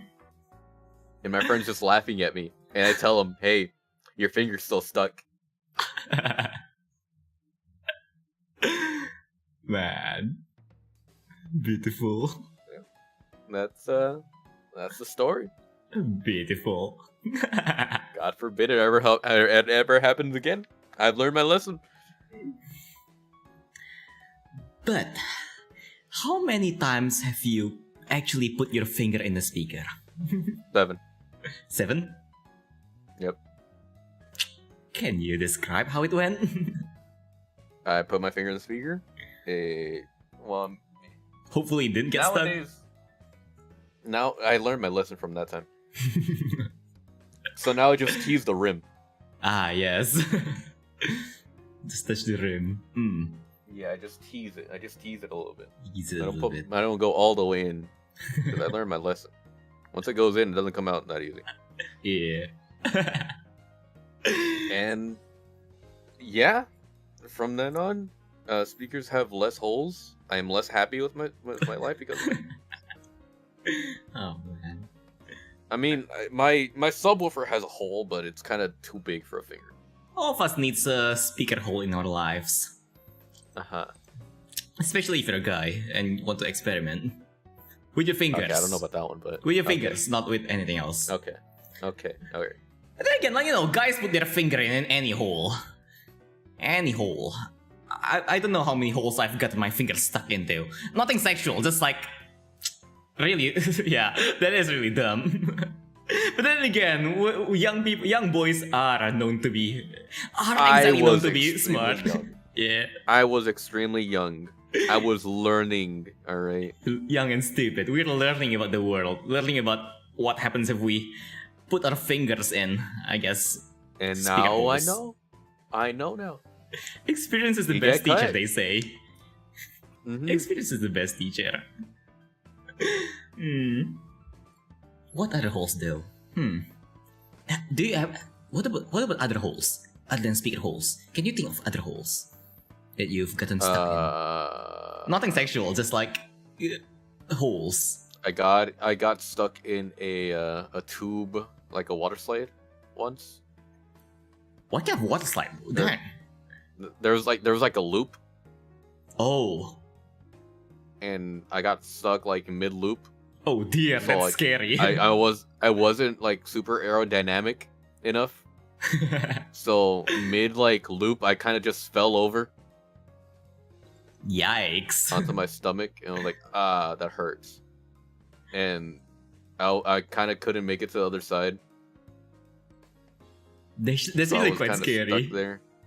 And I was like, all right, well, one of the two things can happen. Another person can come over here, and they can be stuck, or they notice I didn't come out to the other side, in which case, they don't send another person.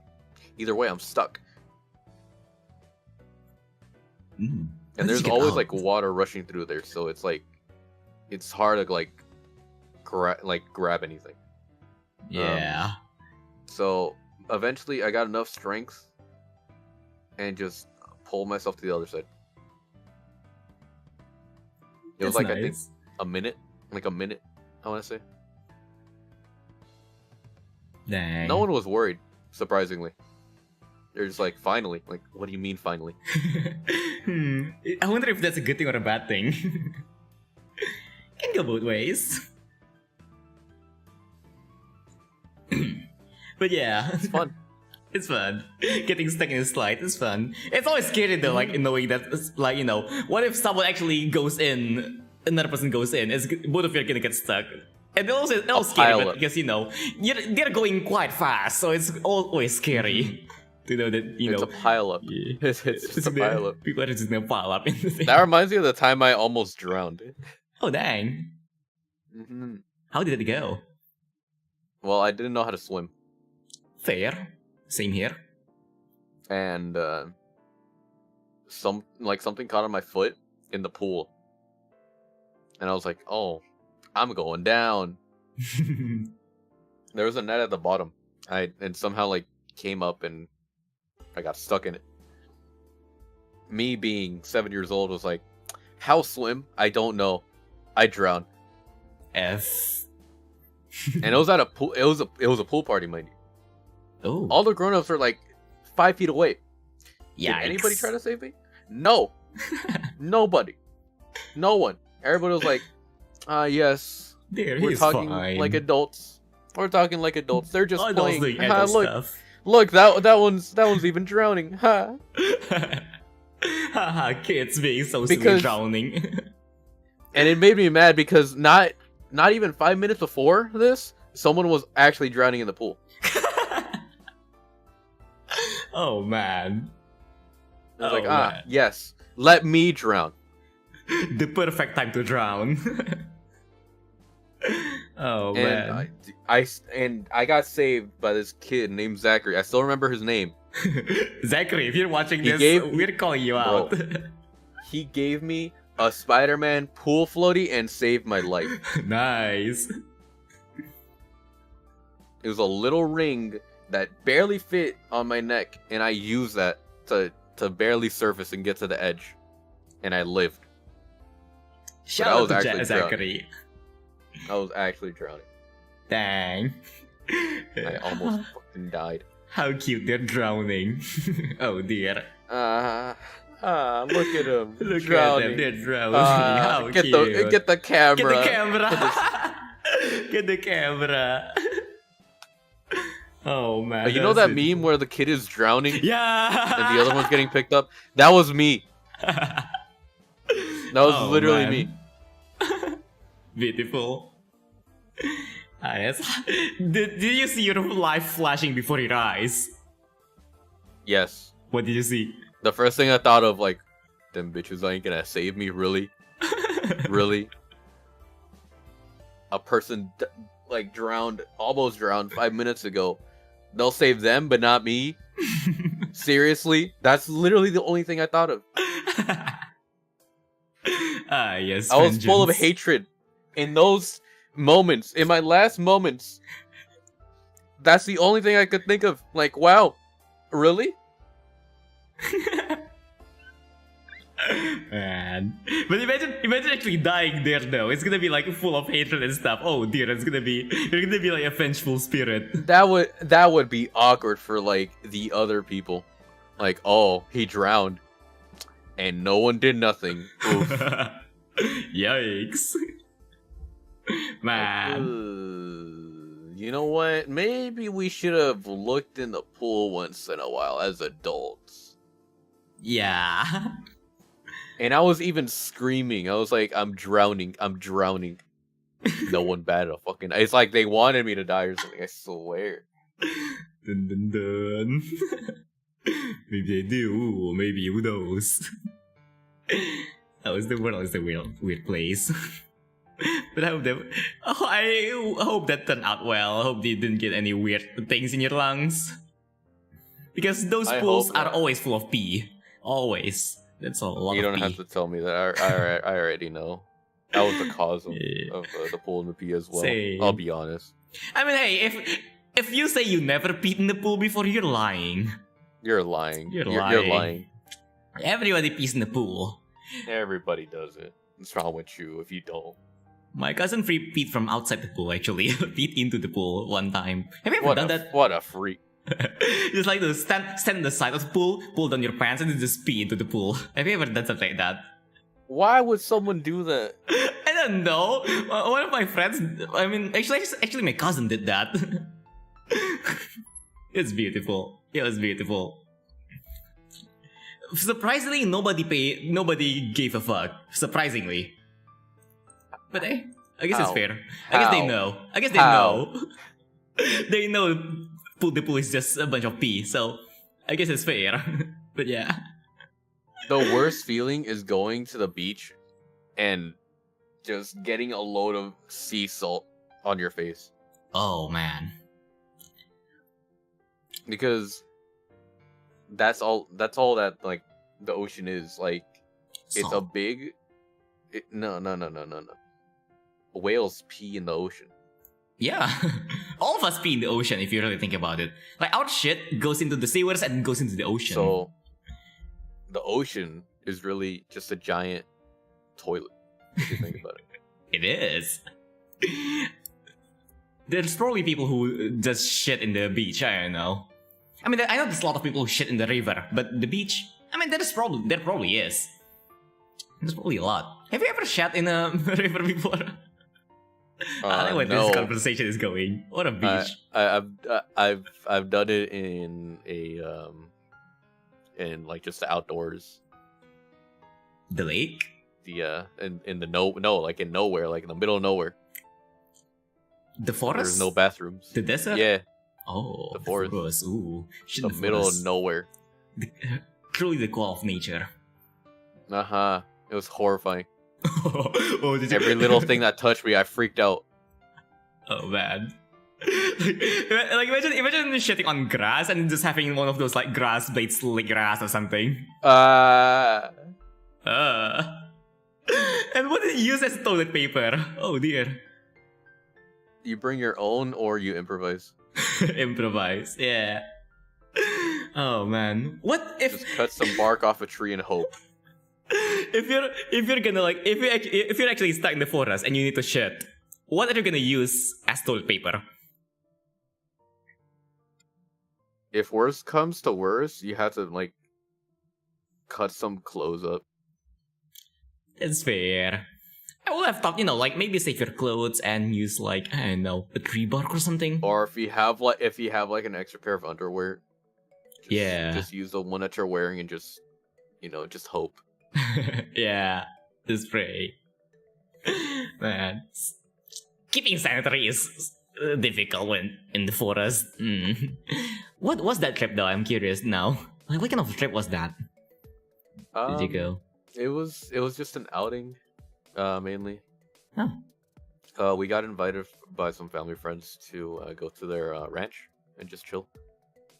That sounds nice. And they, at the time, we didn't know that their toilet was not working, but everything else was. So we're like, oh, that's great. They have an outhouse that's infested with wasps, and they have a forest.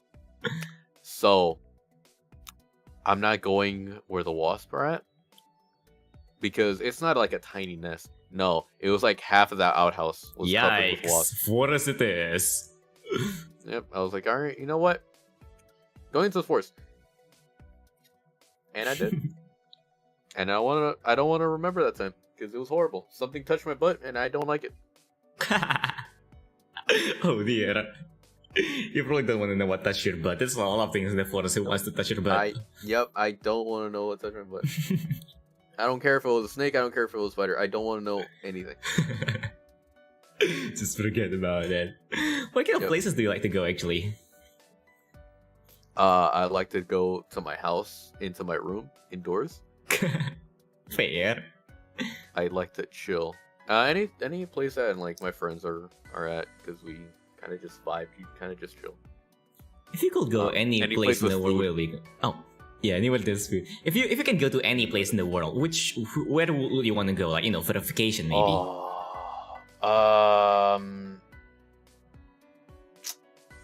I want to say Japan because I want to try a bunch of different food from there. Nice pick. I've been interested in like their culinary stuff and really like the mountains and stuff. I really want to try the street food. For me, Asian street food. I want to try so much food. Yeah.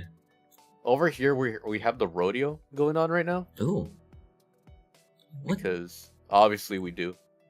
Do they serve? Yeehaw. Do they serve food there? Yes. What kind of? So we have an entire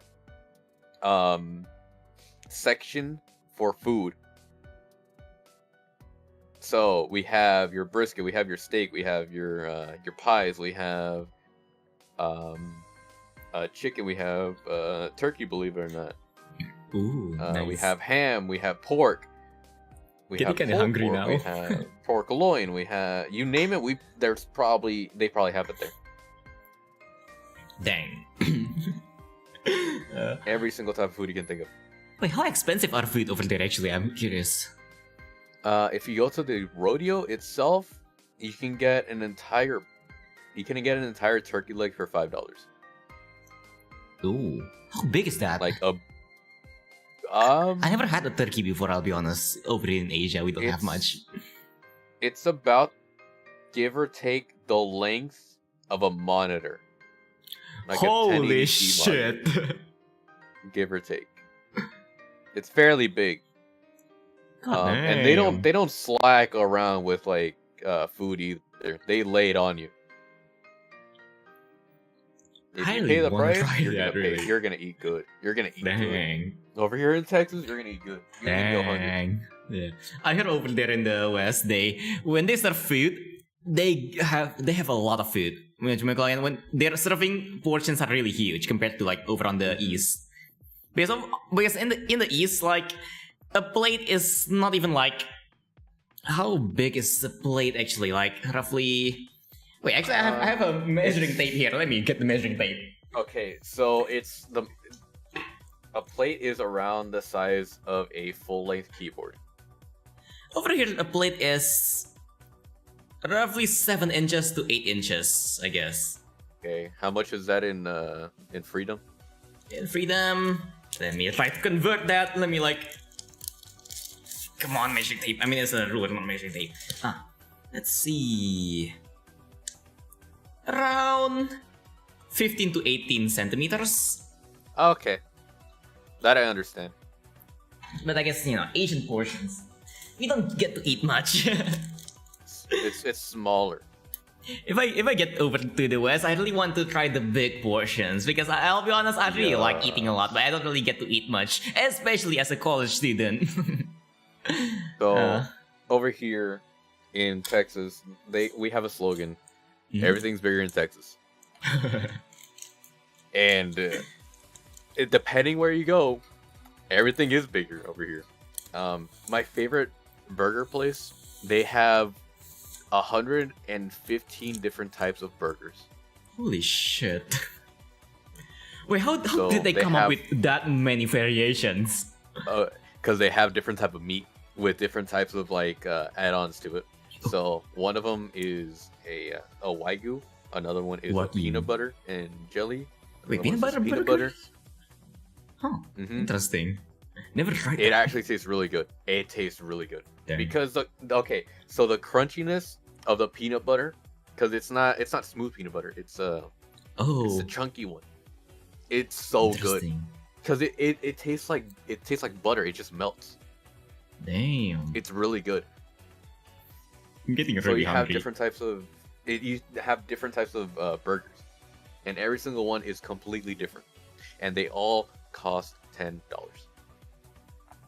Ooh. So What's the that's But- your side. That's your soda. Wait, that's the how main. big are the burgers over there? Because over here it's like quite small. It depends where you go. If you go to any fast food place, they're gonna be the same size as over there. Oh. But if you go to like a local place, it's gonna be twice the size. Ooh. Over here we have a restaurant called Popeyes, and the burger itself is the size of a plate, like a regular size plate, the entire burger. God dang, I so need to try that. It's really good. So need to try that. But the place I fully recommend is Whataburger. Oh, it's the one that you mentioned earlier. Yes, I need to it's try fast that. food, but man, is it good. Okay. Looking at chat, there's Popeye branches in Asia too. I actually never seen Popeyes in Asia, so that's interesting. Maybe it's just it just doesn't exist in my place or something. I don't know. But yeah, I'll send you some of the stuff that they have at yeah. Whataburger. Go They ahead. have a full ass menu. Oh And- dang. Yeah. And we have merch Oh. for Whataburger. We have Whataburger Dang. merch. Seriously, nice. Not sponsored by the way, but nice. Not sponsored. Not sponsored. Not We have sponsored, but nice. Whata Store. We have Damn. hats. We have tees. What's the weirdest We have- merch is there? What's the weirdest merch Weirdest there? Merch. There's a big flag. Huh. Actually, no, that's a lie. We have we have charms. Charms. What kind of? Yeah, so like jewelry charms. Oh. Burger jewel charms. So it's like they have French fries and they have like a cup that has like the Whataburger brand on it. Nice. Do they say, wait? I need to ask this. Do they have like burger plushies? There's burger blankets, and they have I think they have a T-Rex plushie. Aw, I wish it was like an actual burger plushie. That'll be cool though. But they do have an LED sign. Oh, wait, seriously? Okay, Yeah, that must be they have an LED that sign. must be the most like bizarre merch that I've heard about. An That's pretty LED normal. sign? Yeah. I never seen like I don't even see LED signs being sold much over here. You can need to like go to a dedicated store for it if you want to get some. An LED sign. Huh. Yeah. Does it have a picture of a burger or does it just say stuff or what? It has the logo on it. Ah. But everybody knows what Whataburger is here. Everybody. Ah. So instinctively, you know, oh, that's Whataburger. Yeah, feel that. And yeah, I'm curious now. Like they usually they have like hundreds of menus, right? What's the weirdest menu that they have? Sometimes they let you kind of put together whatever you want, depending on like who's working that day. Interesting. So you can request stuff. What meat do they have? They have normal, but they do have chicken. Like any other like exotic meat, maybe? No, just regular old meat. But But we do have a Dr. Pepper shake. Dr. Pepper shake. I'll be honest, I actually It's never tried not- Dr. Peppers. So it's not like Dr. Pepper. Okay, so imagine a milkshake, but with Dr. Pepper. Oh dear. Yeah. Actually sounds kind of good. It Actually sounds- sounds really good. It's okay. So initially it's like, why would they do that? And then you taste it, and it's really good. Yeah, actually sounds good. It sounds really good. It's kind of combining milk with those. Yeah, milk with soda, I guess, which is actually quite good. Do you do that? Or is it just an Asian thing? I don't know. Combine milk with I think soda. that's Yeah, we don't do that here. We also combine like soda and ice cream. I know a lot of people do that. Well, that's a root beer float. That's what they call it. Oh yeah, it could be float. Some people also call it the spider. I don't know. It's a different culture. Dr. Pepper doesn't exist in Asia unless imported have it to taste Dr. Pepper. Yeah, Dr. Pepper doesn't exist in Asia, so we actually never taste Dr. Pepper. Does it just taste like cola? Or Yeah, it's a lot more sweeter than Coca-Cola. just sweeter Coca-Cola? Interesting. Uh-huh. Neat. Yeah, over here we call every single soda Coke, Yeah. even if it's not Coke. Yeah. It's fair now. Sprite is I Coke. got it. Pepsi is Coke. Coke is Coke. Rep. Mountain Dew is Coke. Nice. But do they have like speaking of Coke, do they have those free refill fountains over there? Yes. Have you ever stolen from it? No, but I worked at a which is a sandwich shop, Mm. and I just take as much as I could get. Yes. Bring a Both whole drinks and Tupperware full of it. sandwiches.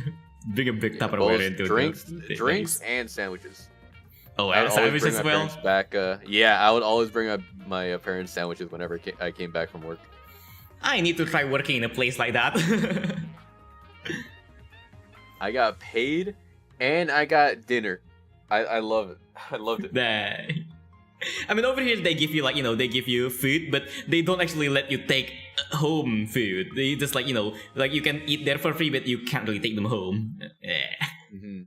It's Yeah, over interesting. there it's like it depends on the person who's managing Yeah. you at that time. Ah. But if they don't see you, you're fine. Or if Oh, yeah. the customer doesn't want it, you can keep it. Yeah. As long as you don't get caught, I guess. Yeah. Yeah, if you don't get caught, you can get away with anything. Man. Oh god. Do you have any like interesting stories that you can share like while you were working at that? Like, what's the most bizarre thing you've seen working at a retailer and not So related to a place like that? Whenever I worked at Which, that's what it was called. Mhm. Whichever sandwich, whichever way, Which. That's a little slogan that we had. Neat. There was a guy who wanted olives, but we have like a system in place where you don't order the sandwich. You choose what you want on your sandwich on a paper bag. You give us a paper bag, and we make it. So on the paper bag, it did not state that he wanted olives. He never said he wanted olives. He never put that he wanted olives. And then he complained that he didn't have olives. I asked to see the bag, and he's like, no. And I'm like, sir, I need to see the bag to confirm if you want olives or not. He's like, no. Why would you need to see it? Like, it has what you wanted on it, so I need to see it. He's like, you don't need to see it. I'm like, yes, I do. He's like, no, you don't. I'm like, yes, I do. Well, I want to speak to your manager. I'm like, what? Yeah, okay. And manager comes in, which is my friend. He's like, yeah, can I see the paper bag? And the guy's like reluctantly just like, all right, yeah. Does not say that he wants olives. And he says, yes, sir, it doesn't say that you wanted olives on here. He's like, well, that's not mine. Bro. I'm like, okay, I'll give you your olives. I'm not going to put it on the sandwich. I'll put it in a cup. So, out of spite, I found every single end piece of the olives and put it in the cup. And I gave it to him. The beautiful. Out of spite. How did he react? And I, you know how olives have like some juice in it also? Yeah. I put some of that juice in the actual cup as well. It was like half full of like the end pieces of olives and juice. He's like, can I have another one? And I'm like, oh, that's going to be $2 extra. He's like, yeah, never mind. Dang. Interesting story. Really interesting story, man. I guess that is like, delusional customers in the food and beverages business, I guess, is what Jason said. And Jason said, quote unquote, customer is always right. I don't think, sure, like they usually say the customer is always right, but a lot of customers are extremely wrong. Yeah. Just that's why I don't recommend anybody working like the fast food industry. Yeah. Work retail. I worked in retail for a little bit. I still hated it, but less than fast food. Coba kalau again, jobs where you need to do customer service and stuff like that, it gets really chaotic. It gets extremely chaotic. That was my entire role at this one other place that I worked in. It was during the pandemic, and we all had to wear our masks. And some lady came in, not wanting to put on her mask, and I'm like, "Lady, hey, put on your mask." And she's like, "No, I don't have to put on my mask. Where does it say I have to put on my mask? We have a sign in the front of the store that says you have to wear your mask. Please wear your mask." And I told her it's at the front of the store, and she's like, "Well, I didn't see it." "Well, you still have to put it on." And she's like, "Well, I'm just gonna be in like 1 second." I'm like, "Well, it's been more than 1 second. You have to put on your mask." And by this point, I'm like, okay, I'm done arguing. And she's like, "Well, I need help." I'm like, "Well, I'm not gonna help you because you're not wearing your mask." And she's like, "Why are you being so rude?" And I'm like, "I'm being rude because you're not wearing your mask." And this is how I talked to her. Like, this is exactly how I talked to her, without remorse, without a care in the world, because I did not care. Because my boss told me, if you see someone not wearing the mask and not wanting to put on the mask, you don't have to help them. I'm like, I'll take it. Nice. So the lady kept on saying, "Can you help me?" I'm like, "No, you're not wearing your mask." Like, "Well, do I have to wear my mask so you can help me?" I'm like, "Yeah." And she's like, well, I don't have a mask. Well, I can give you one. Like, I don't want a mask. Bruh. These people, man. So, I'm like, alright, then I'm not gonna help you. Why aren't you gonna help me? Because you don't have a mask. Well, can you give me a mask? I can give you a mask, but I'm not gonna put it on. He's like, and I'm like, then why do you ask for a mask? Because you said I needed a mask. It just kept on going on for like 2-3 minutes. When I'm finally like, you know what? I'm gonna mess with her. Because she's looking for an item that we don't have at the store. No. So, the other store that they have is across, like, town. Which is like it's a 1 hour to 45-minute drive. Dang. There's a store closer to us that has it, but I'm not gonna tell her that because she needs it that day apparently. So I'm like, okay, I'll mess with her. So I call up one of my friends that works at the other stores, and I told him, hey, there's a lady that's gonna come to your store, and she's not gonna want a mask. She's wearing a blue blazer. Tell her that she needs to wear a mask. Because that's what the store needs to do. He's like, yeah, we're enforcing it. We're not letting people come in without a mask, and they're getting taken out. Some other guy actually got kicked out by security because he didn't want to wear a mask. They're like, oh, that's perfect. She's not gonna get the whatever she needs then. She doesn't wear a mask. Yes. Probably 2 hours later, he sends me a Snapchat of the lady getting kicked out by security because she does not want to wear a mask, and it's basically her saying, "You're revoking my rights and freedom of speech." Oh man, it's beautiful. Isn't those Karens? Dang. God dang. Oh, it was so beautiful. It was. I have so many other stories from when I worked retail. It was so satisfying. Yeah, what other stories do you have? I'm really curious to listen to it. I really like listening have to stories. like 20 other stories. Probably one of like my favorite ones that like happened to me is that I was helping a lady find a printer. Mm-hmm. And some other lady wanted the same printer, but we were out of stock. So I told her, oh, you can get one from this store. And before I finished saying where the store is, like, it's just, I was gonna say, it's not even 5 minutes away. The store is walking distance. And she's like, well, I want this one because it's closer. I'm like, ma'am, she already got it. She got the last one. We're not selling the display. So she's like, she got me like listening to her for like the next 10 minutes. I'm like, all right, let me check the back. I have never been gone for so long in my life.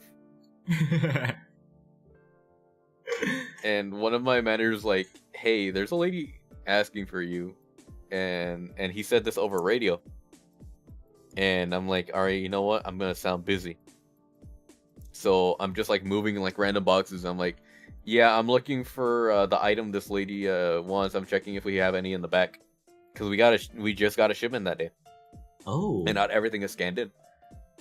But I know that we didn't have any printers because there's no shipment for printers. And so my manager's like, yeah, okay, I'll let her know. Yeah. Another 30 minutes passed, so like 2 hours, basically. This is the longest break I've had in a while. And I'm doing like other requests for customers by this point. Just helping him out. And this lady goes into the back and sees me just obviously like doing my job. And she's like, have you found it? I'm like, no. And just go back to doing, and then she's like, well, why didn't you tell me?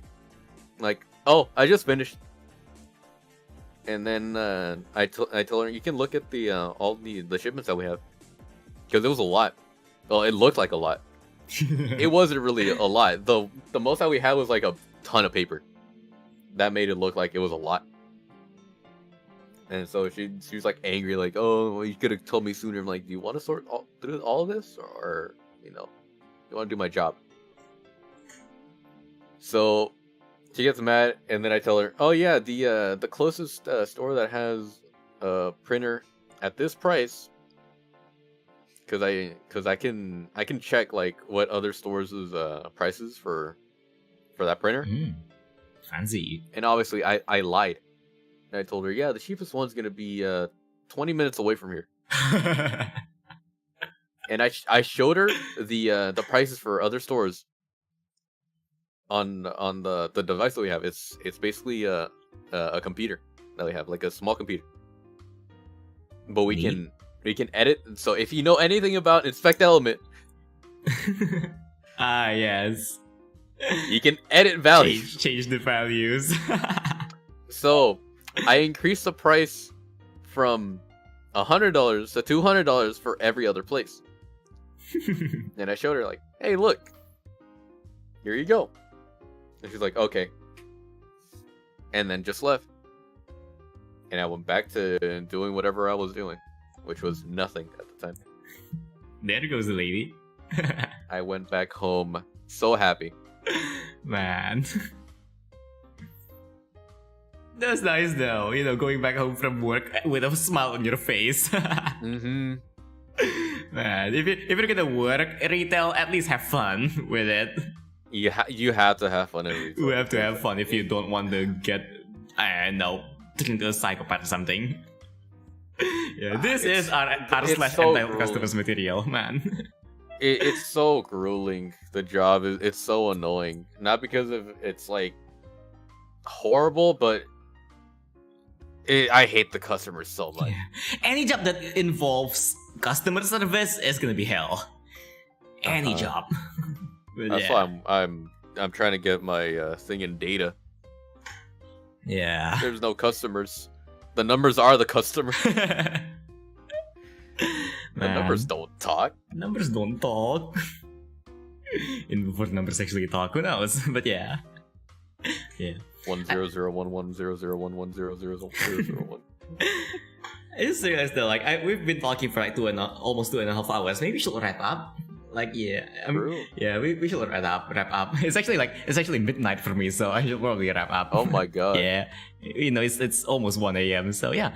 Anyways, yeah, it's been super fun talking with you. Yeah, maybe you can like hop on again as a guest maybe in the future. Who knows? Right now it's still full though. Or maybe just play it together, have a collab. It's been fun talking with you. Yeah, same here. Yeah, do reach out to me at any time if you want. If you're just feeling I'll like send you another meme that's relatable. Dope. Yeah, send me another like I don't know, not really a speaker one. Maybe like what other thing has a hole? I don't know. Maybe a toaster. Have you ever stuck your finger in a toaster? No, I've stuck a knife in a toaster. Dope. But yeah, I guess I'm gonna end it here. So yeah, again, thank you for coming here and to this like talk show. It's been super fun talking with you. Yeah, and same. Yeah, even though I didn't really talk much, I mean, like I mostly like gave you questions to like for you to talk about yourself a bit. So yeah, before we end, I love the questions. Yeah, yeah, the questions are fun. Before we end, I'm gonna give you 1 minute to say anything to chat, anything you want. It can be a self-promotion, it can be like other things, whatever you want. Alright. Go. Guys, you can find me at Twitter, just Borgr, however you want to pronounce it. Also, link in the description, by the way. Twitch. Yeah, the link in the description, down there. Sponsored by Han himself. Amazing person, beautiful. I'd like to thank everybody that stayed tuned and watched, and everybody that is watching the video itself. Really appreciate all of you. Y'all are beautiful people. Thank you for having me. Nice. Yeah. Thank you everyone for watching, and tune in tomorrow for another interview. I'm doing this every day now, god damn it. But yeah, tune in tomorrow at my usual time, not only this time. Right, this time is actually 2 hours after my usual time. Actually, is it? I don't know, I can't really remember my own schedule, but yeah, again, I'm gonna thank you again for coming, and yeah, I'm gonna end the stream now. So have a nice day everyone, and good night. Ending the stream in 5, 4, 3, 2, 1.